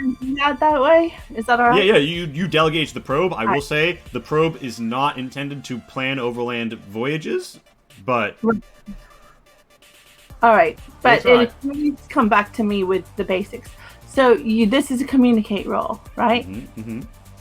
All right, here we go. Did I? What happened? Is that you bombard? Yeah, because you get a success on your edge because you're so on edge. Normally you wouldn't be able to, but you're so pressed into the moment. You're like, ah, shit, yes, this is it. You see a positive reaction from radio waves. It seems to notice you. You're bouncing it from your slate. It turns to notice you. It feels like it's detected something from you. Fantastic. And you have 6 meters of movement. You can use it to end your turn wherever you'd like to be standing. I would like to come forward. This is probably a really bad idea, but I would come forward and I would basically make a gesture that is as non-threatening as possible, which its anatomy is totally different, so who fucking knows? But basically I'll hold my slate down and just stand there and be like, yes, I'm talking to you. All right. And look. Oh no. It's waving its little tentacle thingies at me. Yeah, you can be standing right here in the broken glass if you want. Can I dom this fucking manta? Space manta? We're gonna see. I tell it to behave? Alright, so Hammer G, this is what you do. You walk out here and it's looking at you, right? Yeah. Okay. The ray, it has these 2 prongs on the front of its face, and there's a strange semi-transparent membrane that forks out to either side of it, and it nuzzles forward, and not in the sweep attack it did earlier. The prongs tighten around you, and then a strong pressure descends on your weak spine. If you want to remain fully, if you want to do nothing, react in no way, don't try to run, don't try to do anything, you must test a resolve -1, because holy shit, this is scary. Okay. Oh, so it's squishing me? It is like the tongs, and you are the delicious meal it is picking up. And you see its mouth here as well, but you do see something's going on with these weird feelers as to either side. You don't know what it is. You don't know if it's tasting you. Its mouth opening? Its mouth looks about as open as it was before. It looks like the orifice has for lack of a better word, a sluice gate. That it can, because it doesn't open its mouth, it just chooses to relax it. Okay, so it's not making any aggressive action except for physically interfering with me. It is physically grasping you. Roll me. You could, if you want to make a separate medicine to try and figure out really quickly, is it gonna eat me? Yeah, no, I do actually. That's worth it for me. I'm gonna say -1 medicine because this is really on the spot. But yeah, give it to me. -1? Yes. Oof. Oh no. Okay, how did I do? Okay, you think it's gonna get you in a position where it could eat you, but you also think it might be trying. That might be a form of communication for the species, and it might be trying to send a signal. So you now have to choose which you think it is, because you don't have the extra information twist. You could reach and try and get one more success to get better info, or you could say, hey, coin flip odds, and it trying to eat me.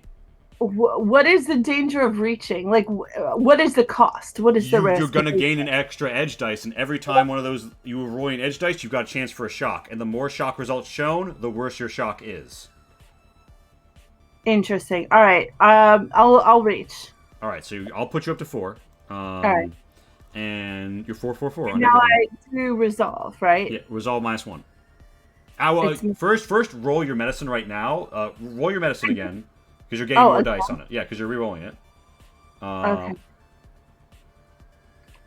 You get 2 extra twists for more information and maybe do it faster, so you can. Okay. I'm gonna say with this, you get the feeling that it is probably moving to put you in a hold. That it could choose to eat you, but it's not its intent right now. It isn't in the position to eat right now. Oh my god, this is scary. So you gotta choose to let it grapple you or not at this point. I would say positive 1 resolve if you think Amarjeet believes it's not trying to eat her. I honestly think that Amarjeet believes that I can make it. Yeah. For the success of the whole mission, if it's possible to communicate with this thing, I have to try. All right, then just give me a straight resolve. I think. Because at the moment, it looks like it just wants to wreck us, and it can wreck us. Is that correct? You fucking your synth is looking bloodied. The fucking mech is had its like cockpit bashed in and is at half. Like. All right, so like this is kind of a death or glory move anyway, but it does look like this thing can wreck us. So I'm gonna put myself on the line for science. All right, you give it. Yeah. So that's my resolve. Well, you get a super twist. You don't jest. Stare it down.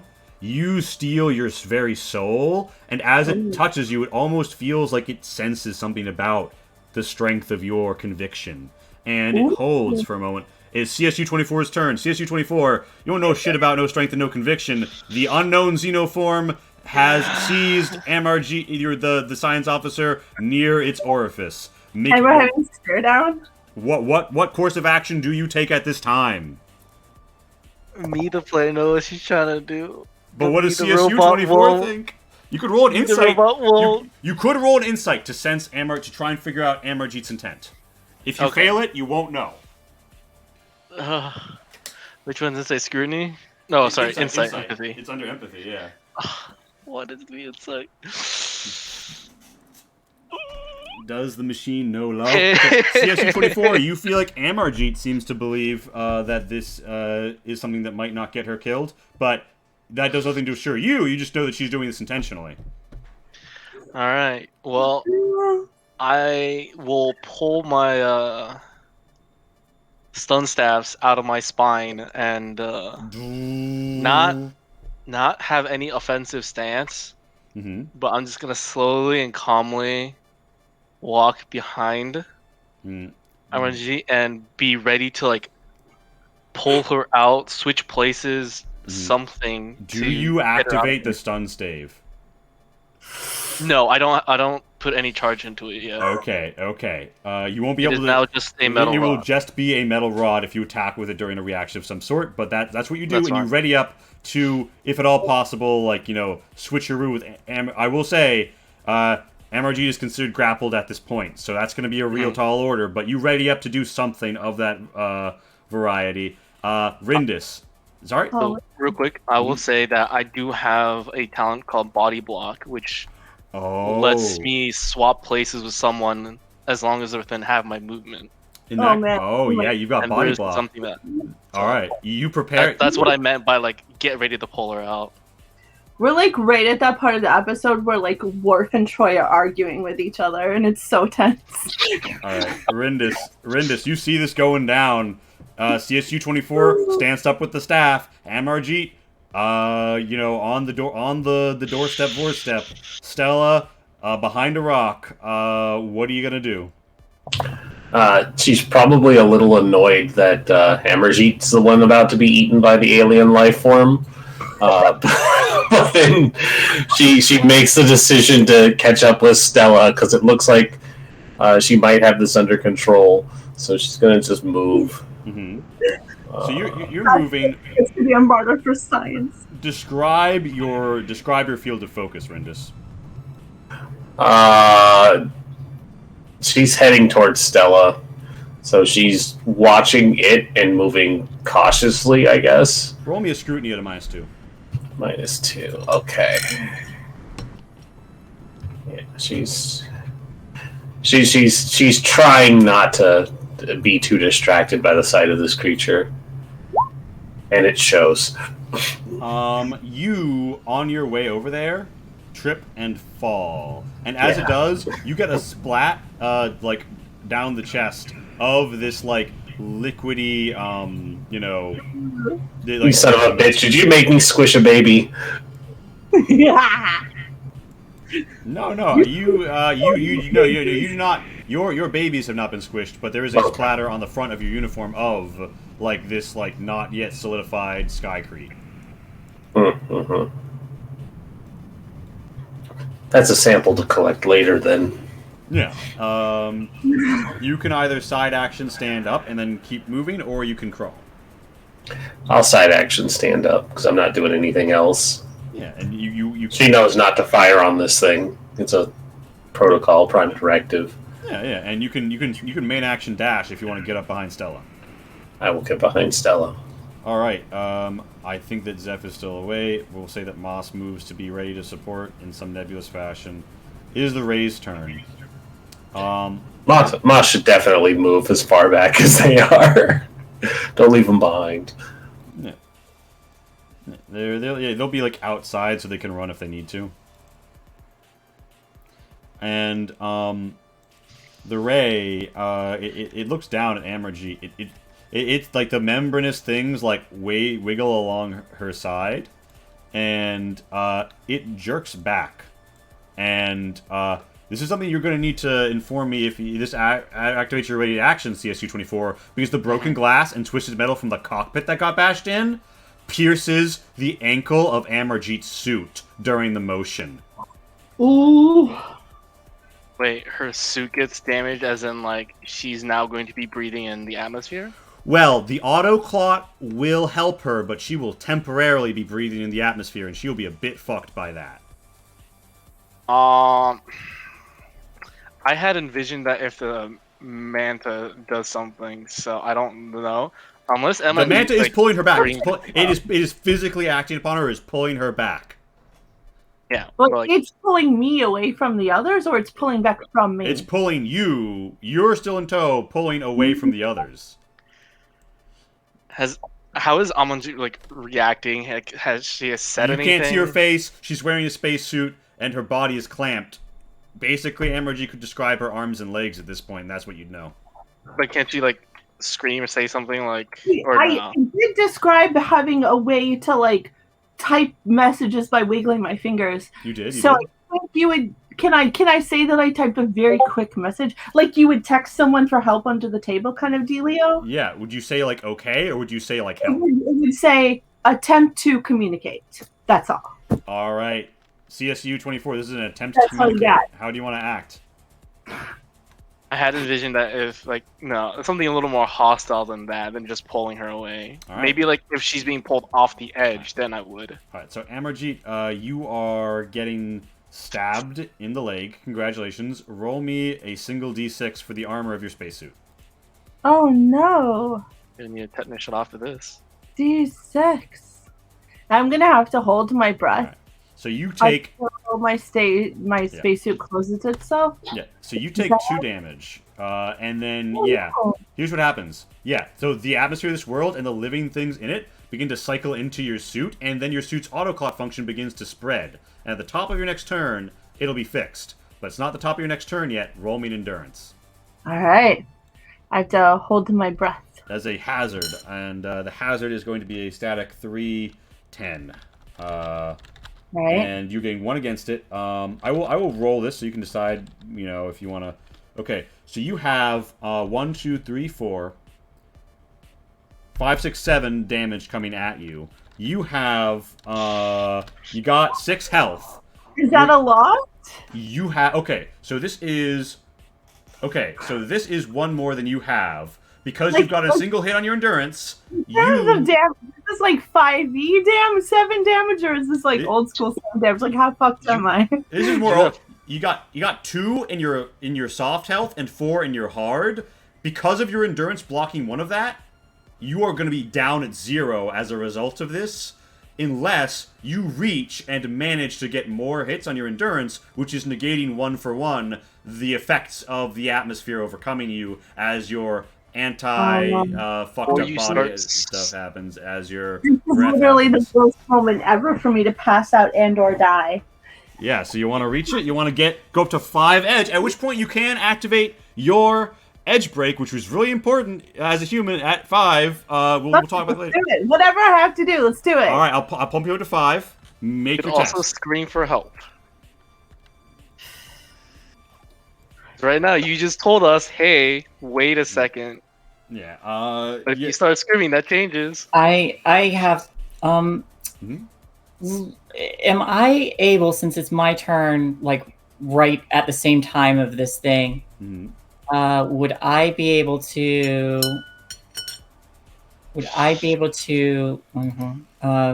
to assist her by like seeing that and then like tapping into her suit to have it cycle quicker Ooh. so it doesn't hurt her as much? You And just burn my turn for that? you don't have a way to act upon the life support of her suit from here, but if you could jam something in the break, you could help.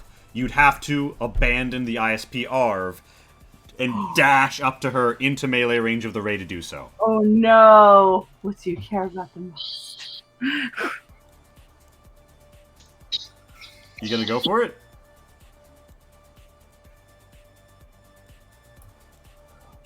Yeah, alright. You fucking make the run. Give me that maneuver as you have to hop out, clamber over a rock, and then like slide tackle under the feelers of the ray to slam whatever object, and you have to pick one you want to onto Amarjeet's ankle to prevent this break from being any worse. All right. So I probably give a kiss to my R for good luck, and I was probably about to go time to kill a sky god, but I'm like, oh shit, she's gonna die. All right. All right. Maneuver. Yeah. Just for the record, if I do go to 0, does that mean I die or does that mean No, you'll roll a d12 on a break table, and it will. There's a there's like a there's a 1 in 12 chance of you being put on the clock to die, and a 1 in 6 chance after the 1 in 12 chance of you just dying on the spot. But you don't have to worry about that because each of Stella's successes. Actually, I'm gonna say Stella's main success is getting to you in time. Her twist is she slaps it even better. And what object did you slap on that ankle? Let's see. I have. You slap on me? I missed that for a second. Because my mic switched without me telling it to. Sorry. Good. But so Stella, yeah, what object? You have to have something in the scene that you're slapping onto Amarjeet's leg. If you just put your own hand there, it'll auto clock to your hand. Okay. So. Well, the med kit is still hanging from my. Yeah. Do you want to unhook a med kit and slap it onto her ankle? Yeah, I can use my med kit. All right. And Amarjeet, you don't know this is happening, so I'm assuming you still reach. Sure. Okay. Now I'll put you up to 5. Roll me 1 more endurance. Endurance. Okay. Steve, come here. Hey, good thing we gave me that 1 in endurance, right? Okay, you go down to you are up at 3 health, no stamina, and you let out a blood-curdling cry as a level 2 shock hits. Stella gains an edge. Actually, so like so Stella gains an edge, and CSU 24 with that like obvious fear sound from Amarjeet of pain, your raid action I think triggers. Yeah. So you are going to contest melee with the ray as everything is about to get real dicey. Wow. Do I get to? So. You click melee is what you do. Oh, right, melee the skill. Yours Can is I- yes. Tiny little character note. Yes. I think instead of a scream, it's a surprisingly quiet sound, but like very intense. Oh, it's like an oh shit sound. Like it's more like a cracked little moan than a scream. But okay. anyway, So, go on. but yeah, no, but like it's the sort of sound that if you hear it from someone else, you're like, You're okay. like, oh, they are dying. Yeah, exactly. Amorjeet, yeah. Yeah, like fight, and freeze. That. You froze. Hell yeah. Always, yeah. So you force Amorjeet out Sorry. of the Ray's mouth, push it back. Do you want to do some damage or just push it back, CSU 24? Because you got man. 2 successes over it. So you have 1 to twist with.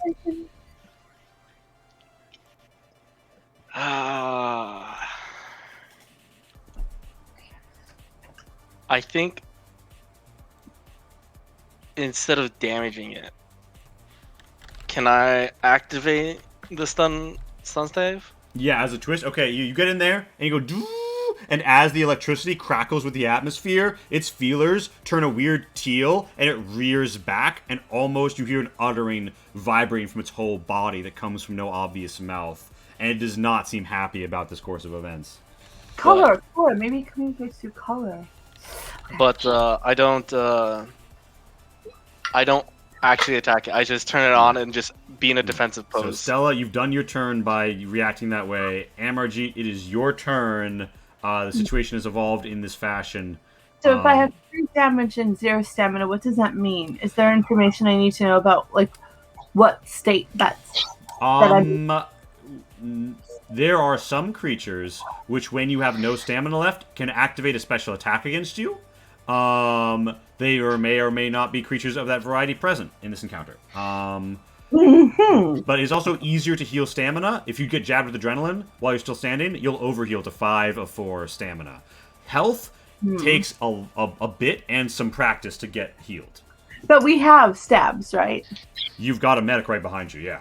Who Yeah. at least has 1 stab of And adrenaline. if I level up enough, my character can use a med kit to give you health. Yeah, but for the moment, yeah, you could At jab the her. moment, we right all now. have a med kit on us, and all of our med kit have sticks. Yeah, although the medkits take a minute to use. Okay. So, Is that someone else's Discord sound? It's probably mine because Okay. Oh wait, no, it isn't. I don't have it on. I don't know. Anyway, Oh. but Amarjeet, important note now is Amarjeet. What is your turn? What do you do? what do I do? God. I was trying to communicate. I think I will try to keep my eyes locked on it.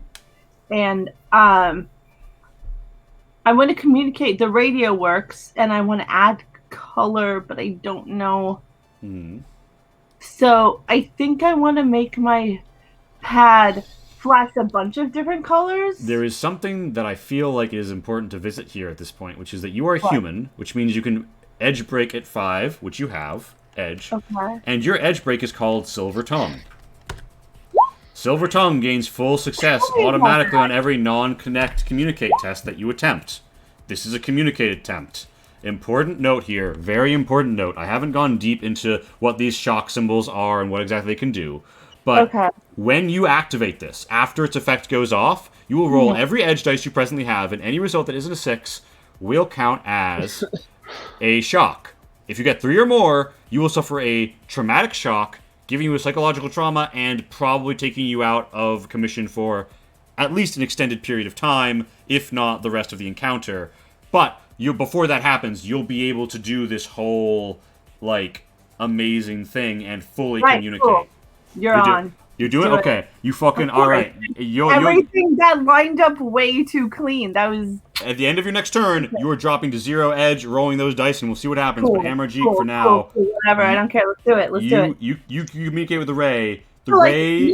I'm trying with color. I'm trying with radio waves, and basically, like, I'm trying to put together all of my knowledge, all of what I've seen so far, to be like, don't hurt us. You manage to figure out that when you communicate with a certain blue, to humans visually blue band, Right. the ray recedes. CSU 24 and Stella, important note, you're in melee range. Do either of you op the ray when it falls back? You see flashing colors behind you, but that's it. So my character definitely wouldn't be looking backwards. Uh-huh. OMG, do you I mean, say guess anything? Hey, I'm telling it. I'm telling it to go away. Alright. And I'm assuming from behind me I see a bunch of like colors and Yeah, stuff. lights and shit. Yeah, yeah. No, I'd hold my attack. Being very, very naughty. Alright. Going down. All right, so it falls back. Amarji, this is more or less your turn for this go round. Okay. You fully communicate with the ray, and you seem to be getting some basis for understanding it. The ray Amazing. falls back and makes a sound. And Rindis, you see what you didn't notice before. It's not the only ray here. Several smaller rays begin to flock up around the sky bridge in all directions. And they seem to not be, to the xenobiologists here, hostile. They seem to be interested. But you also notice something else, Rindis. You look back at you're right next to this metal like cable, right? Yep. It's a bit frayed.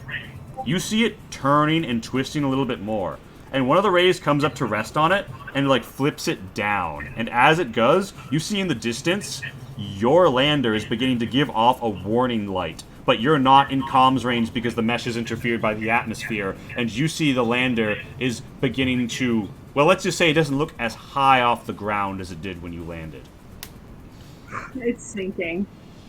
So this is gonna be really cute soon, or gonna be really horrifying soon? Or both? Why not both? We ride the race to safety. There's one possibility here. It's CSU 24's turn. No. The rays are not presently attacking.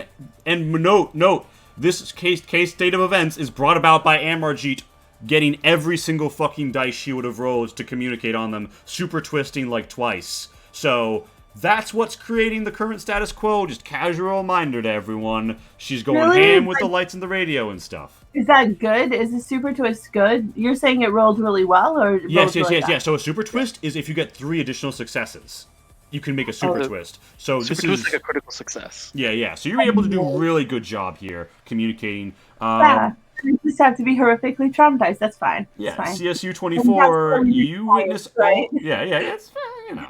CSU 24, there's therapy in the Trinity. CSU 24, you witness all this shit happening. Do I notice the shuttle? Roll me a screw. Roll me a screw. Screw. So bad at these. Because I mean, you are mostly focusing on the fucking rays popping up everywhere. Yeah. Hey, You do notice it. You do fucking notice it. You see those blinking lights, and you're like, that is a problem with the lander. We should go there and free the cleats immediately, because, you know, that means that the cleats have become unsafely submerged. Yeah, I'm going to start dashing towards the shuttle. Okay. And I'm gonna scream at everyone, the shuttle's in danger, we need to leave now. Amazing. Okay, so you're dashing. My That means movement that is you- 7 by base. So you're not... Yeah, so here's the thing. So you're exiting the combat scenario. I have a question for you. Are you going to keep sprinting across the dangerous, blustery bridge? Or are you going to grab onto the cable and then slowly move across it? I'll grab onto the cable. Oh, really? Oh, shit. Okay, so you're Yeah. cable walking across. Uh-huh. Yeah, I would do that. Yeah, and you see there's a big fray behind Sorry, you. guys. Bold. I'm sorry, guys. It is Rindis' turn. Rindis, you see these... Well, actually, would I think the cable would break if I used it? No, you don't think it's good because of where the fray is, and you're past it. So Okay. you're careful to grab on past the fray. That being said, if it snaps behind you, you're going to be the thing anchoring the cable, and you don't have the cleats on the ISPRV.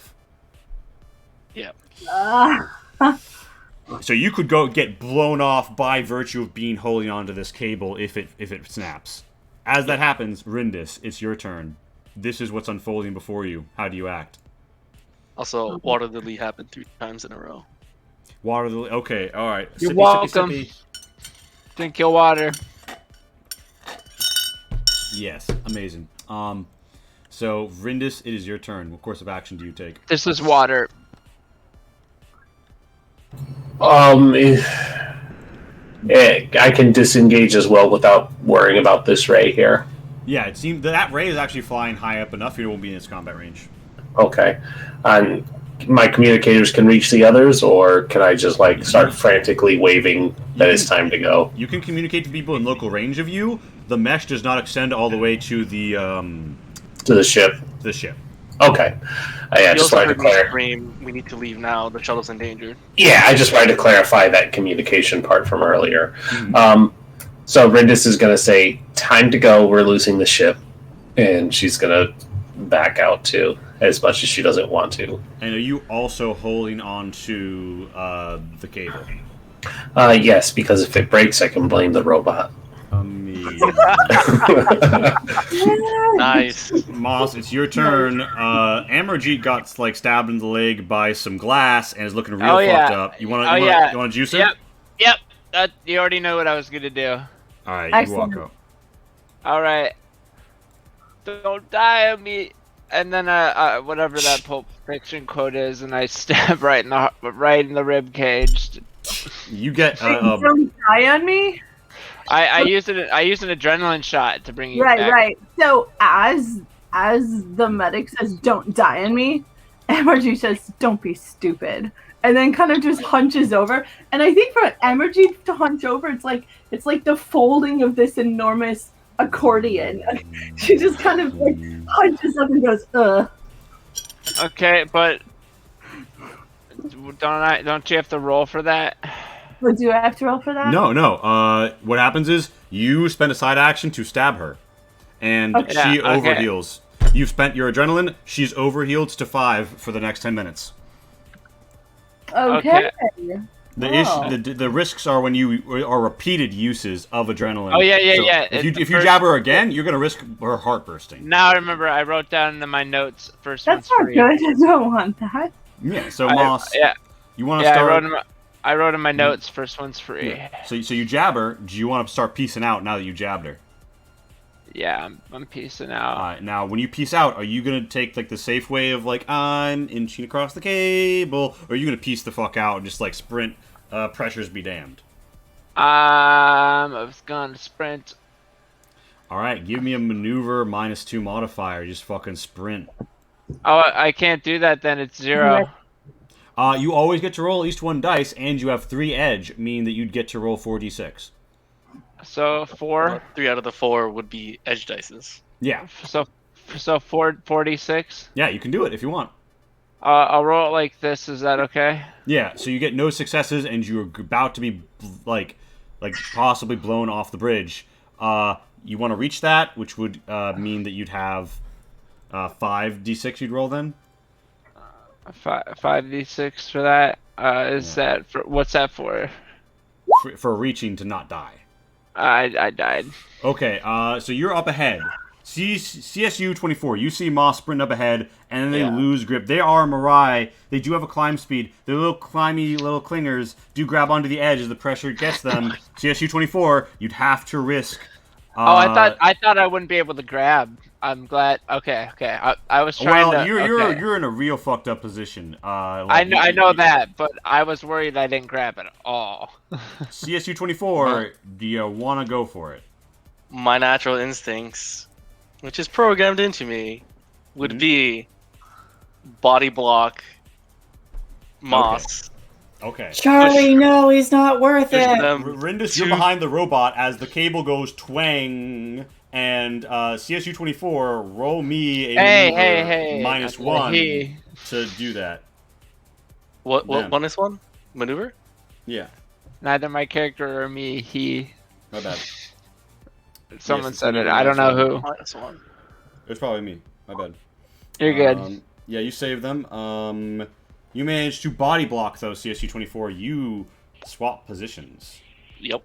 And you are now on the edge, and the pressures are battering you. You could try and scramble, but it might be your undoing, or you could clamp down and do an endurance, just weather the battering of the winds. I would clamp down and weather the endurance. Roll me that endurance. CSU 24 plants himself there. You have a twist. You could begin to climb up with the twist. As you Yeah, I'll do that. Like General Grievous, like both arms and legs turn into hands and just like grab onto the wall and start climbing. Oh yeah. Okay. Well, so, I have a heart, that's not rotten, and Yeah. It's the Ray's turn. The Ray looks down. It sees Amarjeet. It sees Stella, and it comes in on Stella. The big one does. Stella, how do you react when the Ray swoops up upon you?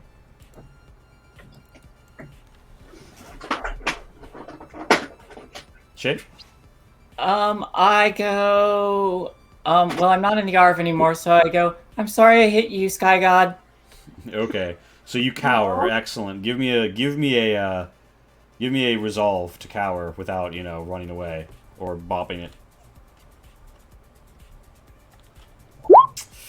You want to reach that because right now you're gonna make a sudden movement.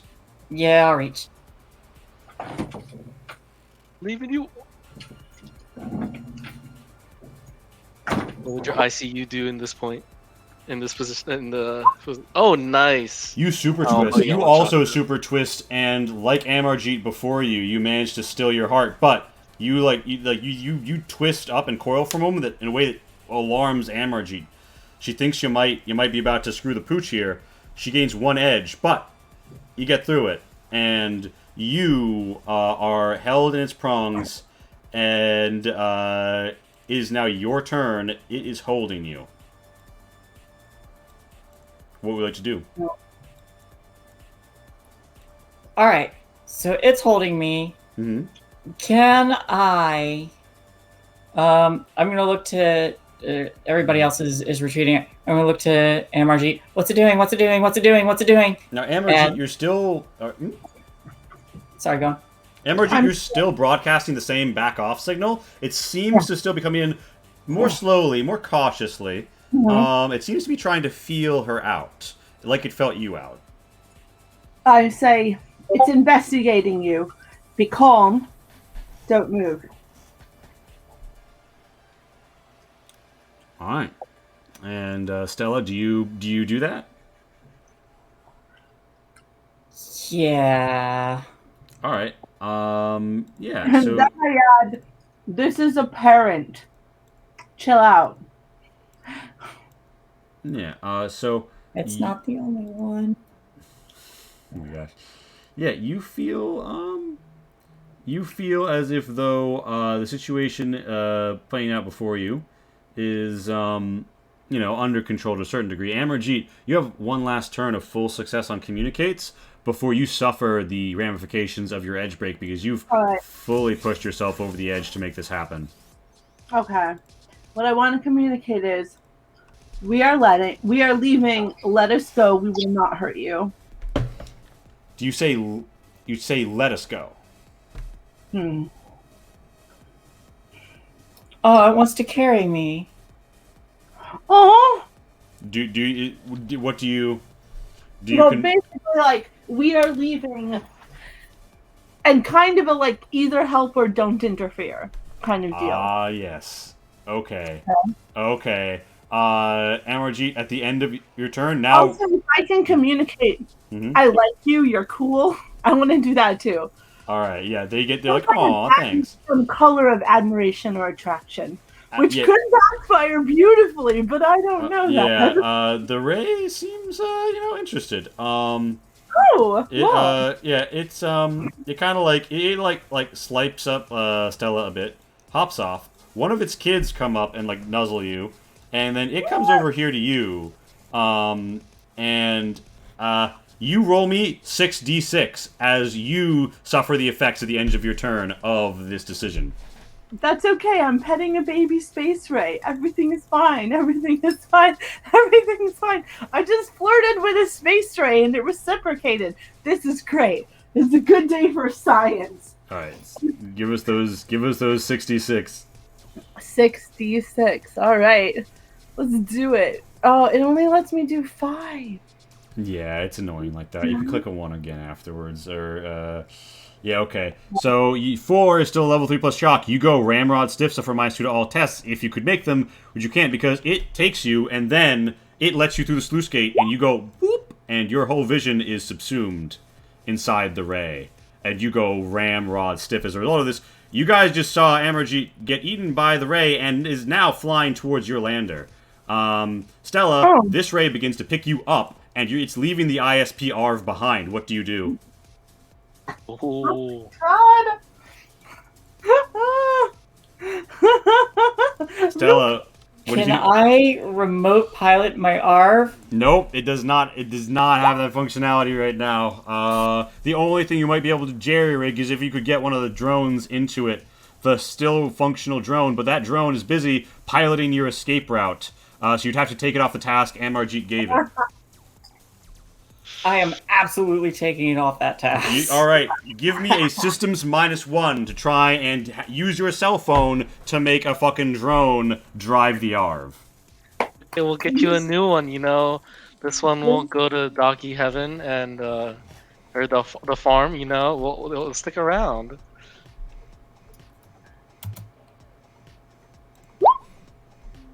All right. Okay. A success Hey. with an unfortunate situation where you, as you're blooping the button, you tell the probe go back, and the probe says back up, and it begins to back up, and you've got it doing that. And then it like your array giving you a ride snuggles you a little closer, and you drop your slate, and it cracks on the ground, and the ISP ARV keeps backing up. And you guys see this behind you as the thing that you are tethered to is beginning to back up towards going off the cliff. Moss and Rindus are the only people in a position to react to this. Oh no. Rindus, how do you feel about this event? You fool, you've killed us all. Who killed us all? Well, Amarjeet Can and I- CSU aren't on the thing. Can I What? use... if that's my action, can I use my side action to take the cable and use the lance thingy to embed the cable into the ground? I'm not following how you would act upon the cable when you are presently in the air, grabbed by a ray. Am I able to, am I able to do that before I drop the slate? No, you set the probe to moving the ISP ARV, and then you drop the slate, and that's the end of your control of the slate, Okay. which is now on the ground below you, cracked. Okay. Can I try to communicate with this ray holding me to set me down in the ARV? Important question: how do you try to communicate with it? Bearing in mind, you do have a headset radio in your suit.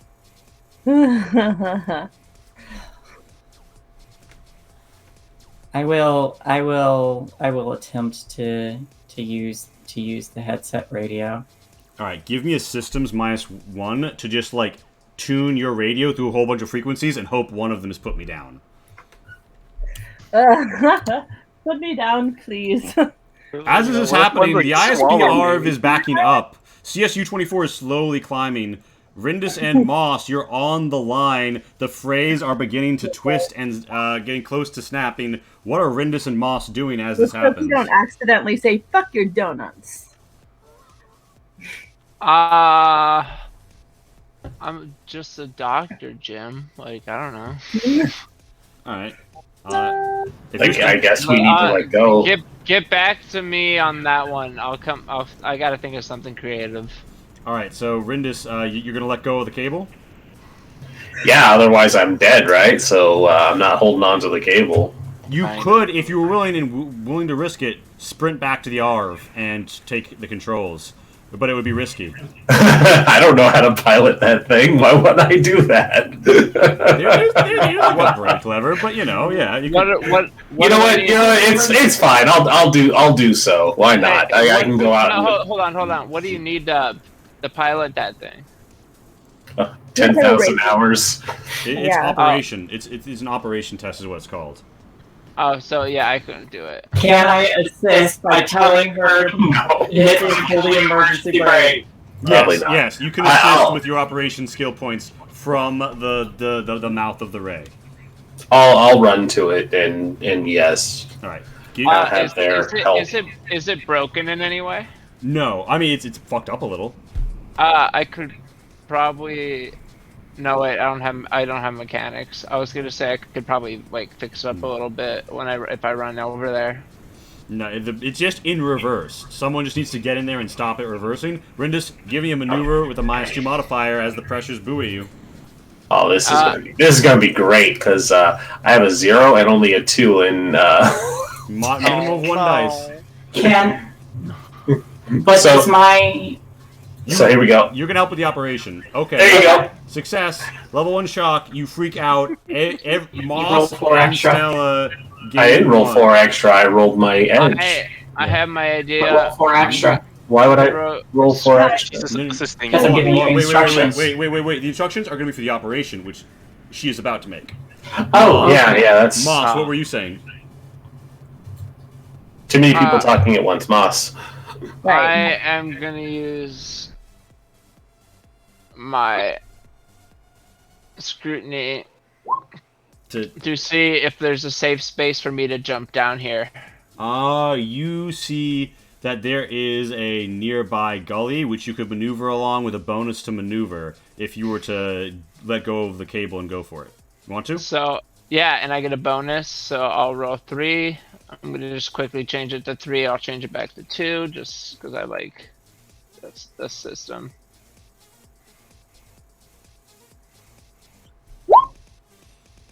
I got 1. Moss, you fall, and you are there, kind of just like clinging for your life. Rindus, you're in here. Now give me an operation with a +1 modifier to hit the handbrake, but also a +4 modifier from Stella, so operation with a modifier of 5. To stop it in time. Rindus, That's Rindus hilarious because I was at 0. Rindus is making this one. Alright. Rindus is making this one. Rindus, operation, modifier 5. Level 2 shock. Level 2 shock, you put it in brake. In the process, you say, oh wow, it's, the feet are, like, falling. And Stella interprets that to me, it's falling, as she can't quite get a good look, and she rolls resolve. Oh no. Fantastic. Beautiful. Beautiful. Okay. Oh my god. So Stella, This is a chain reaction. you man just keep control of it, but you also kind of wind up going a bit limp, and you take a -2 to future tests as you are just like totally in it. You are being flown out. Rindus. All right. So CSU 24. Rindus has stopped the ISP ARV. It looks like it's still trailing in the edge a bit. Moss is stuck and needs to be recovered, or like will need to like recover themselves. Rindus is down here. I'll be fine. She's having a bad time. You're here, sure? not doing a much better time. You're not sure that the cable will take much more torque. What do you do as the rays fly away with 2 of your friends? Because Moss, I could do the exact same thing I just did, and get you back on flat land. That's why I'm. Flat-ish land. But who needs saving more right now? You? Okay, Everyone else is more or less fine. If that's your decision, go for it. All right, give me a maneuver, Yeah. CSU 24, to trade places with Moss.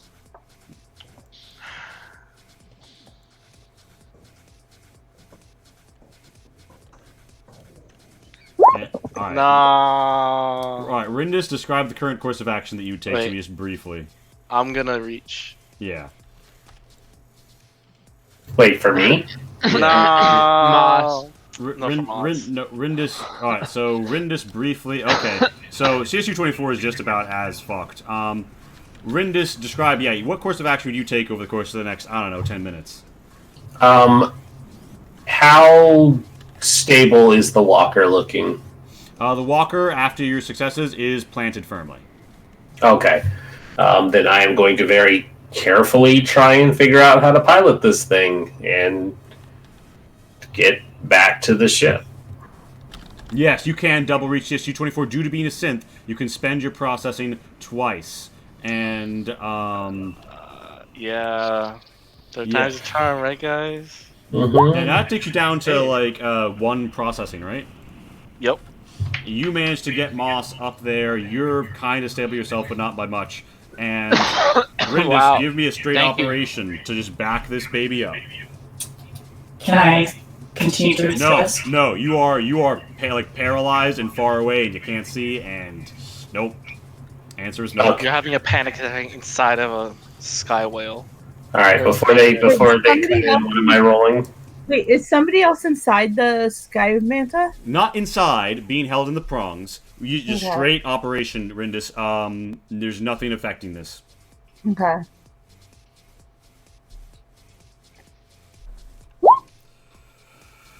You try to pilot it. You try to pilot it, and you go and you grab the what looks like some sort of thing involved in driving it. You push it, and a bit of broken glass, twisted metal gets down into it, and then the front of the ISPR sparks a bit, and then you see a bit of flame, Rindis, and it's down at 1, and you feel like it's having a bad time, and you're having a bad time, and you gain an edge, and you feel like things are maybe bad. And I would point out, you're past 5. You could activate your edge break if you want.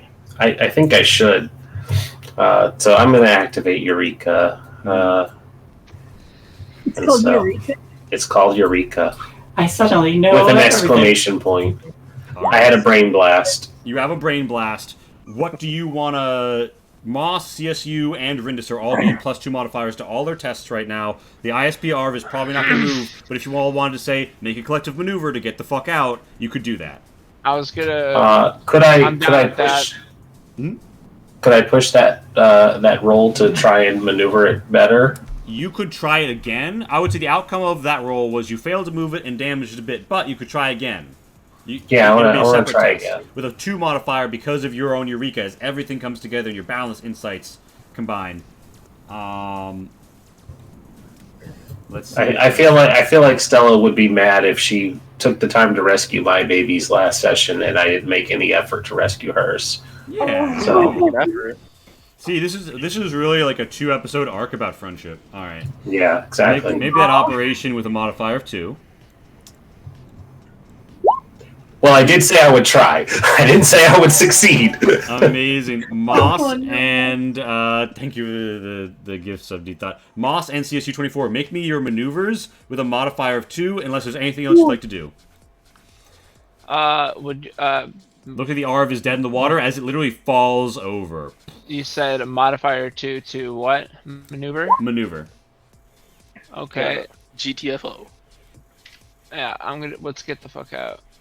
Alright. And this is a collective test.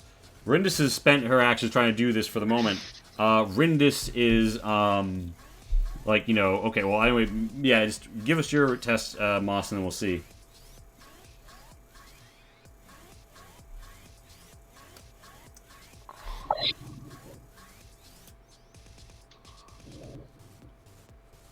Come on. It didn't go through. 1 sec. Okay, you get enough successes, Moss. There we go. Yeah, you can gather up both Rindis and CSU-24 and hasten both of them traveling north. You want to? Sure. All right. The medic carries 2 people to safety. It is hard though making it across the landing. Before you get there, Stella, you are dropped, and you can finally you're not stunned anymore, but you are still haltering and faltering as you move. And Amarjeet, you are just plopped out of the mouth of the ray in sort of a reverse slurp out of the mouth-ifice, and you are both in front of the closed door of the vehicle. You are both freaking the fuck out. You're both going through a lot right now. Amarjeet, you can't end your own, but you could roll a communicate -2 to try and stab Stella out of it. I'm gonna do that. All right. And the way I'm gonna do that is with contact. And I'm literally just gonna put my hand on the side of her face and just look at her and just be like a focus on me kind of thing. Yes. Because Amarji freak out is a very quiet thing. I think there's no. Yeah, it's like it's internal. Yeah. It's just literally like completely retreating. So a communicate roll -2. Yep. Oof. That's gonna be hard. How did You get it. Stella, Amarjeet looks deep into your fucking soul. And you All you need is one, baby. You shake it off enough that you're not taking that -2 anymore, and you can move, you can get back in your ship, and I suspect that you do. Yep, I'm gonna open the doors. Yeah. And as you open the doors, everybody's roll me a really casual, cheeky life support. You say life support right now? Yep. How do I roll that? There's just click life support. It's the button. There's an armor panel on the left-hand side of your screen. Now you change your life support value down to 4, Jack. Me? 4? Okay. Yeah. Oh, because you had a success. It's a shock, yeah. So Amarjeet, you're breathing maybe a little bit heavier, or like you've had a lot of like stress in your body that's it's fine. I just had a very intimate encounter with a space race, so you know what, like. Yeah. Moss is like double carrying the team here, but you guys are here, and Stella, you get to the console, and it says that the cleats are covered, and they need to be the landing cleats are covered. You got 2 options. 1, go outside and break them off. 2, detonate the explosive bolts that will let you just break free with your cleats fucking clearing off you.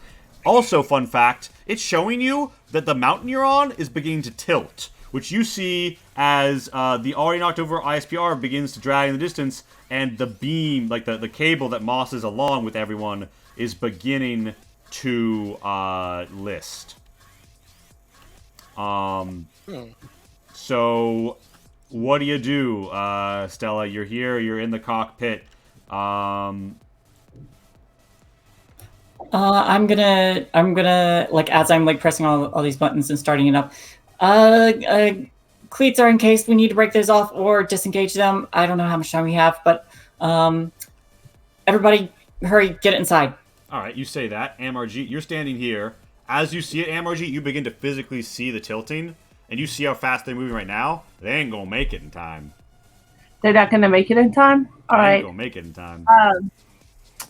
Okay, well, very quickly. I think I was cuddling one of the babies when they got slurped up, so I'm gonna, like, cuddle and kiss the baby and be like, all right. And then, like, with this thing, I'm gonna say, like,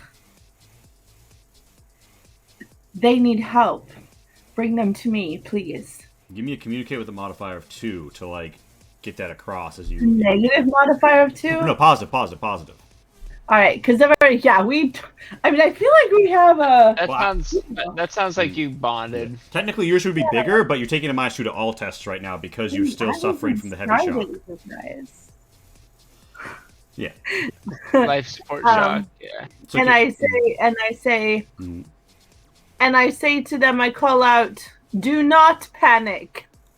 Amazing. You are going, do not panic. And +2? All right. Yes. Don't put a plus sign in the box, just a 2. Like, bring them to me. Bring them to me. Woo! All right. Oh my gosh. The ray comes up. It scoops up CSU-24, Moss, and Rindis. It dumps you like right at the back and peels off as they all go ooh, ooh, and send a sign that to you, Amarjeet, you begin to believe it means take off or fly as they all peel away from the twisting thing, and your vision changes as some things fall off the shelves and everything is beginning to get knocked around. CSU-24 and Rindis and Moss, you all clearly see the cleats are like embedded by these concrete shoes at this point, and you need to take off like now. I get in carrying them and just kind of like put them in their seats. Yeah. And then I just collapse into mine and I'm just like, what the fuck was that? How did I just get here so fast? So CSU-24 wouldn't go in the ship knowing that we need to clear the cleats. Okay. He would stay out. No, get in. I can blow them. No, I brought you in, but I didn't put you in a chair. How about I didn't put you in a chair? I just brought you right there.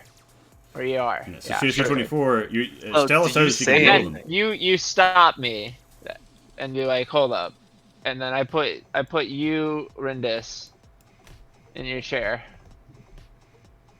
Does anyone say anything? Because if not, CSU Yeah, is 24 acts like Charlie. he's gonna start going outside.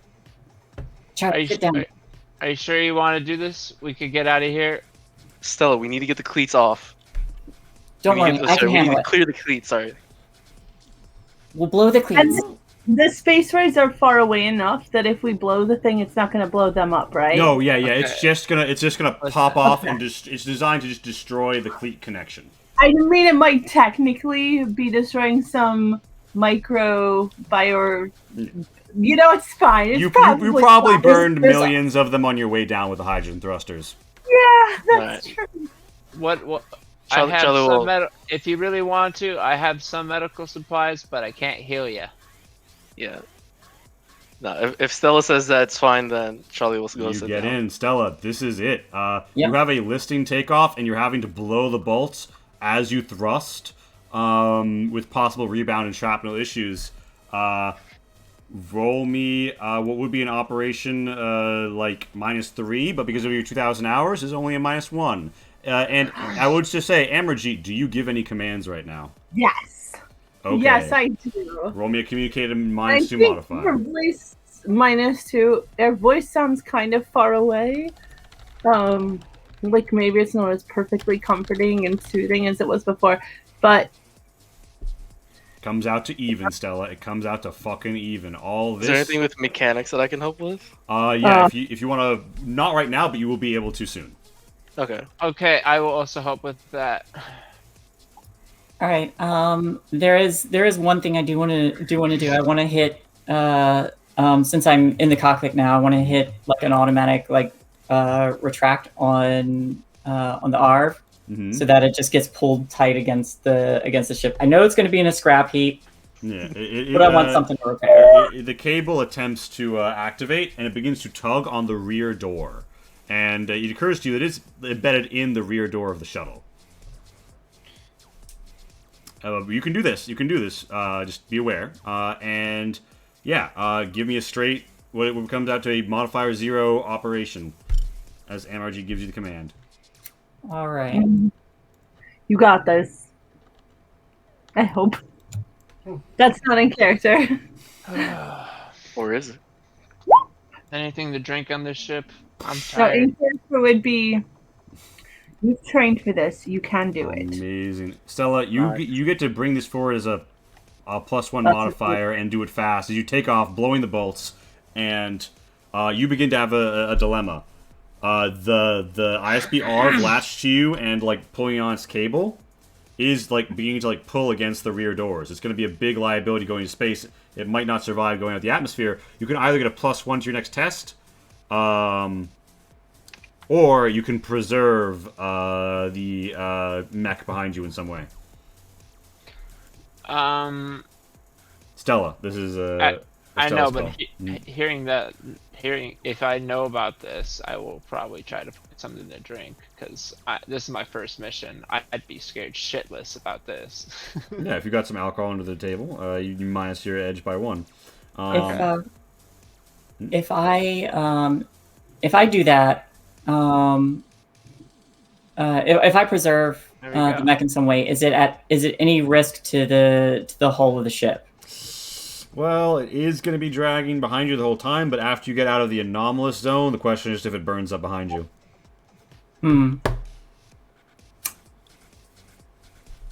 But the ship and the rest of us would be fine. It's just a matter of the mech being destroyed or not. Probably, yeah, as long as everything goes right. You want to gamble? I mean, worst case We'll have a scenario. flaming hot metal attached to the ship following it. Yeah, I mean, worst case scenario, I end up popping my my edge brake. I don't know if that's the worst case scenario. But yeah, I see what you're saying. All right, so you're flying up, and you guys are approaching. I'm team. I'll do what you do. I'm team. Do it personally, but if whatever you want, let's do it. What do you want to do? I'm gonna try to preserve my Hell mech. yeah. Yeah. All right. Yeah. So, as you approach, you see that something is terribly wrong. The approach you made through the anomalous zone and the low density cluster have both changed, and you no longer have an autopilot. The autopilot just says refactoring. This is an all hands on deck to find the way through to even be able to make the piloting. One person can make a systems, one person can make a scroot, one person can make an operation, and one person can make a mechanics. And if you'd like, during this Amarjeet, you may target one person for your order to make them do better. And only one person on each. Me, or am I just fucked for good right now? I don't think I can be fixed that easily because I got fucked up way worse than Stella, right? All right, never mind. I'm just doing it with the If somebody snaps you out of with the communicate, you can get out of this. Actually, I would say I would say that's the last scene. Honestly, by now you're snapped out of it. Kind of. It has lingering psychological impacts, but no negative modifier for now. Okay, so no modifier anymore. Just like some shit to process. All right, got it. Okay, cool. Well, I'm gonna whatever. Who is? I think I'll work with my fellow scientist. And we'll like quickly plot new coordinates. All right, and you can either assist or give the communicate at your discretion. I really like that thing that I have that you gave me, so I'm just gonna really that communicate. All right, Rindis, would you like to do the systems to plot the path? Hell yeah! All right, you do. You're slippy slapping the keyboard. I'm slippy slapping the keyboard. I'm trying to see if red tape will work for this. No, it will not. Okay. So then we will just roll it. Oh boy, I shouldn't roll this. I have so many dice. Yep, there it is. Wow. You can reach though. You just get, Yeah. I'll just take more edge. It's fine. It's the end of the night, right? You. Yeah, there we go. Oh my god. My god. You get down to the wire. Yeah. Hey, hold on, chase it.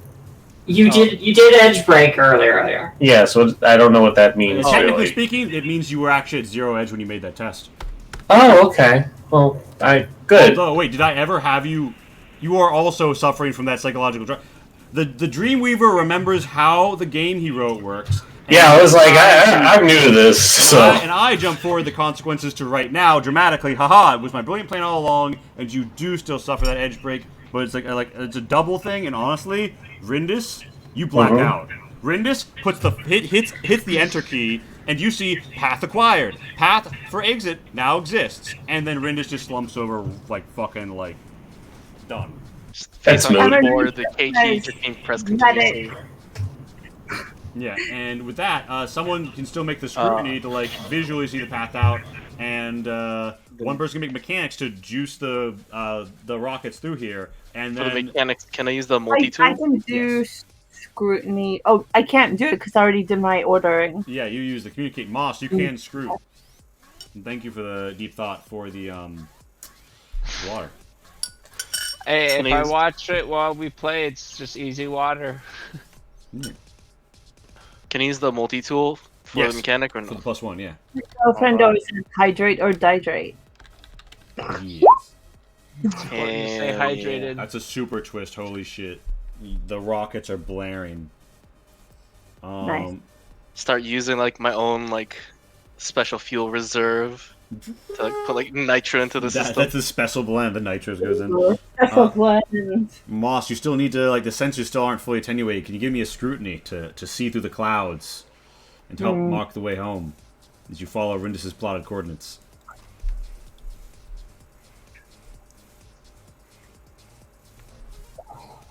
Are they frozen? Zeph? Hello? Sorry, I didn't hear you say Moss. It's all good. You don't have to make the scroot if you don't want. Yeah, no. You are just enjoying it. You're enjoying a nice drink at the moment.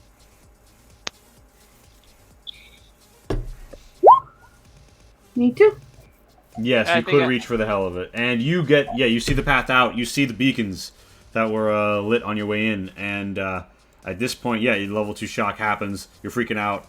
CS, you fucking drop your bottle. and like glass splatters in the back, alcohol goes everywhere. CSU-24, yeah, you reach for the helmet. You just spend your last processing to just fucking roll all your non-success dice and mechanics.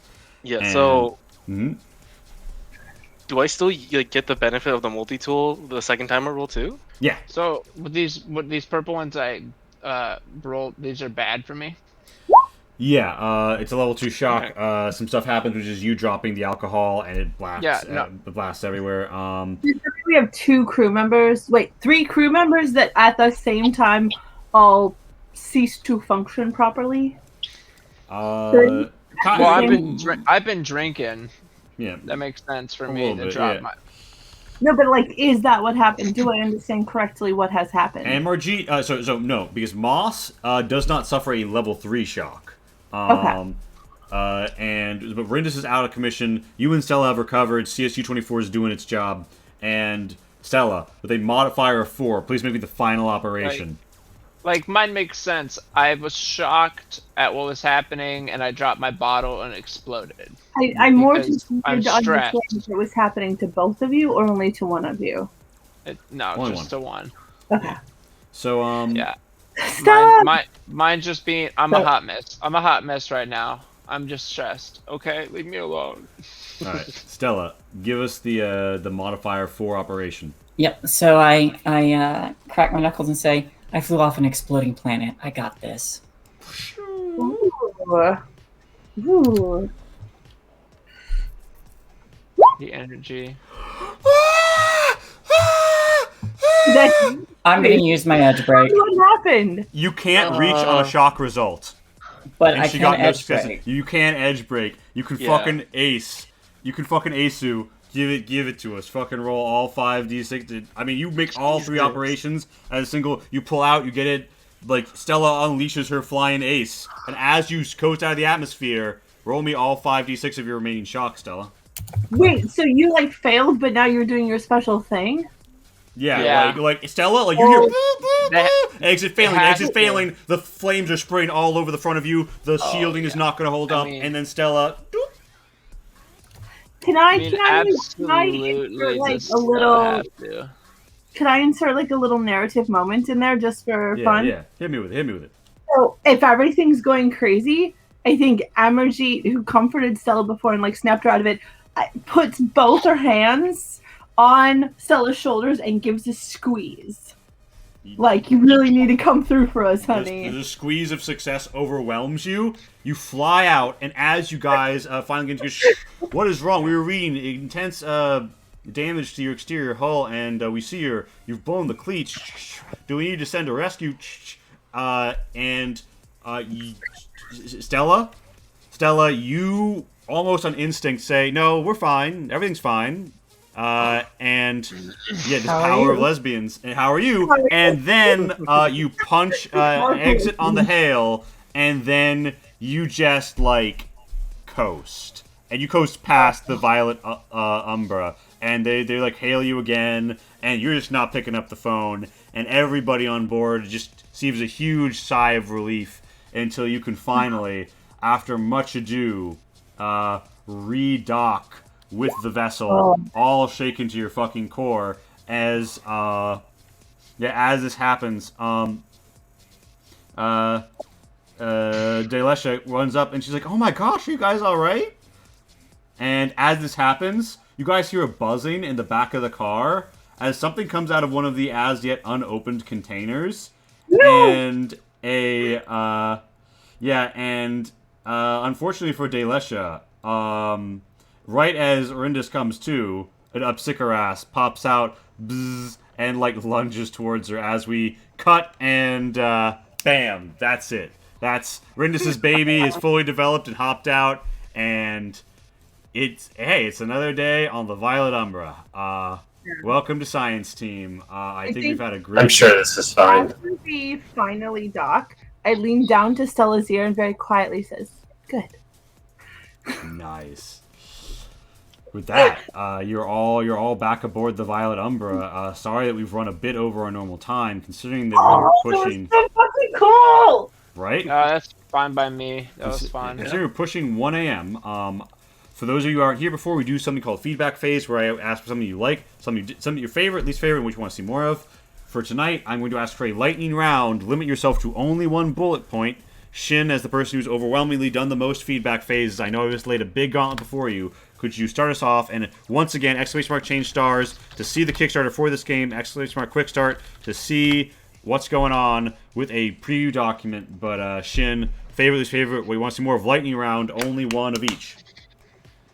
Favorite, definitely how flexible the system is. It doesn't bottleneck you on anything. It's a lot of freedom with both players and DM.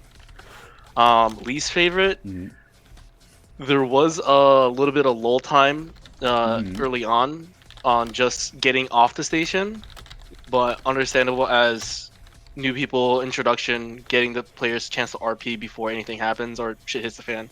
What I want to see more of, I want to see more of this precursor race, and to see if I get to be the lucky synth that gets the extra boosts and upgrades.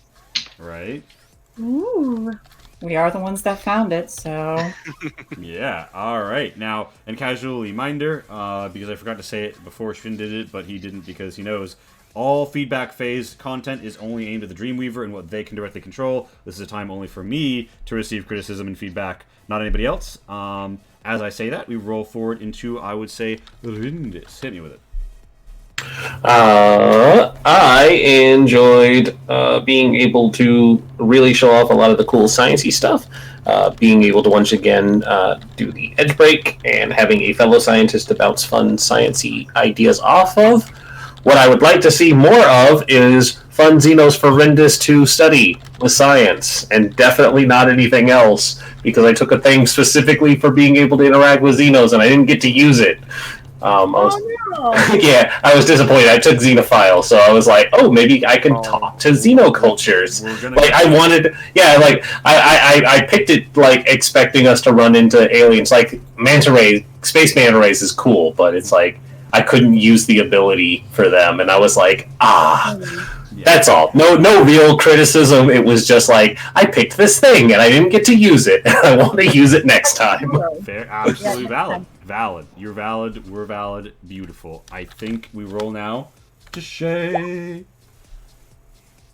Okay, best thing, I like that I was able to stack my edge and have a literal ace up the sleeve just in case, because that quite literally saved our lives. Oh yeah, when it was like all that great stuff happened, there's like nothing in a shock. Oh fuck. 14 dice! And not a single six. No, I'm sorry. 19 dice, sorry. And not a single six in the batch. Yeah. And only one success, I think, is what you got us out. No, it was a shock. She had to trigger her edge break. Yeah, so stab the edge. Ace up the sleeve. Sorry. So that's your positive. What's your negative? A negative? I did or controlled, maybe like a slower part, or you just didn't like it as much.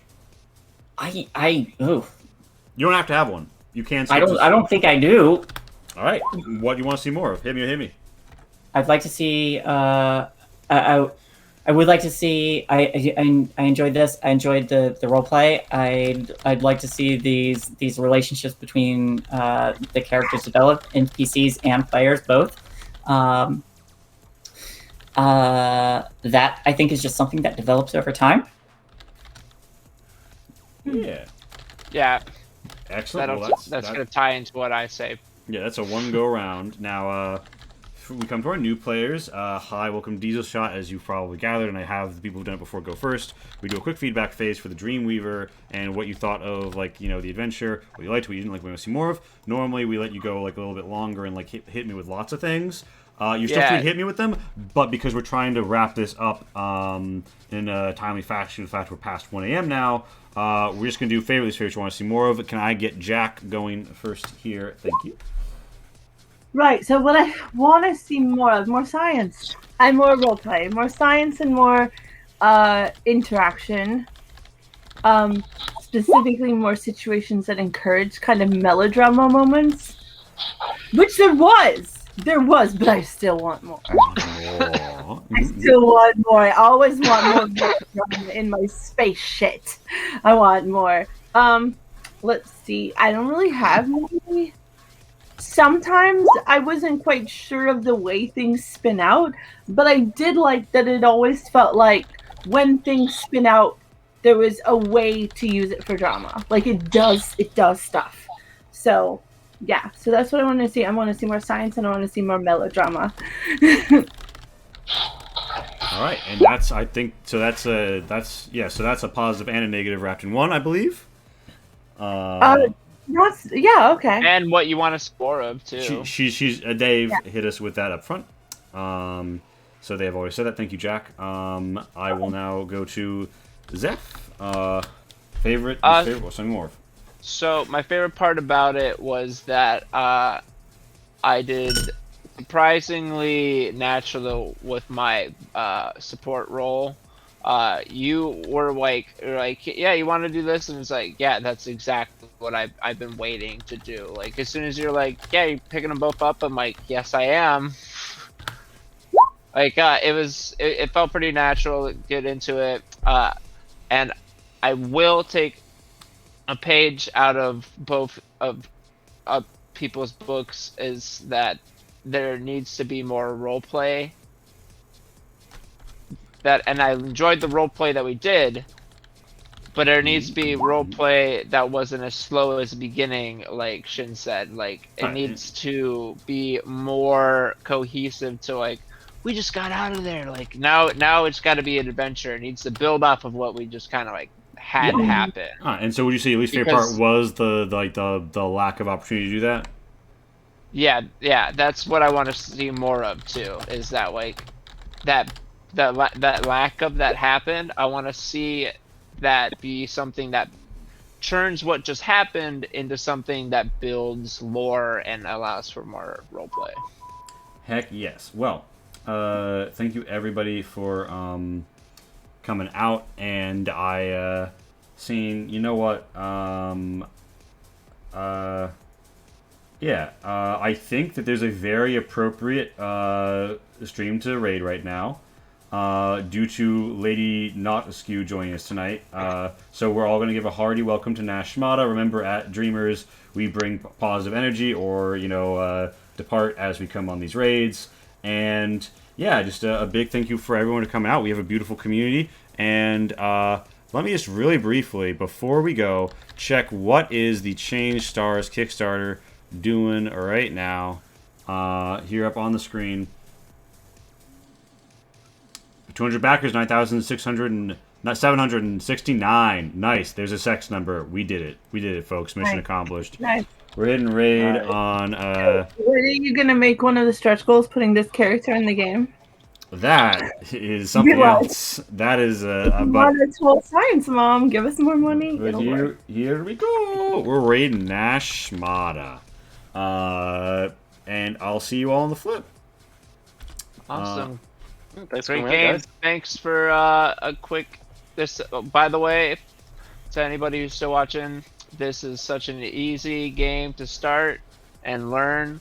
I learned the mechanics in 30 minutes, and this is the first time I've ever done a support role. Yeah, I'm hitting the raid now. That's all I gotta say about that. Dream on, That's how easy it was to get into this. It's fucking. I've hit raid now. Bam. All right. It should go through any second now. Come on. My Streamlabs is glitching.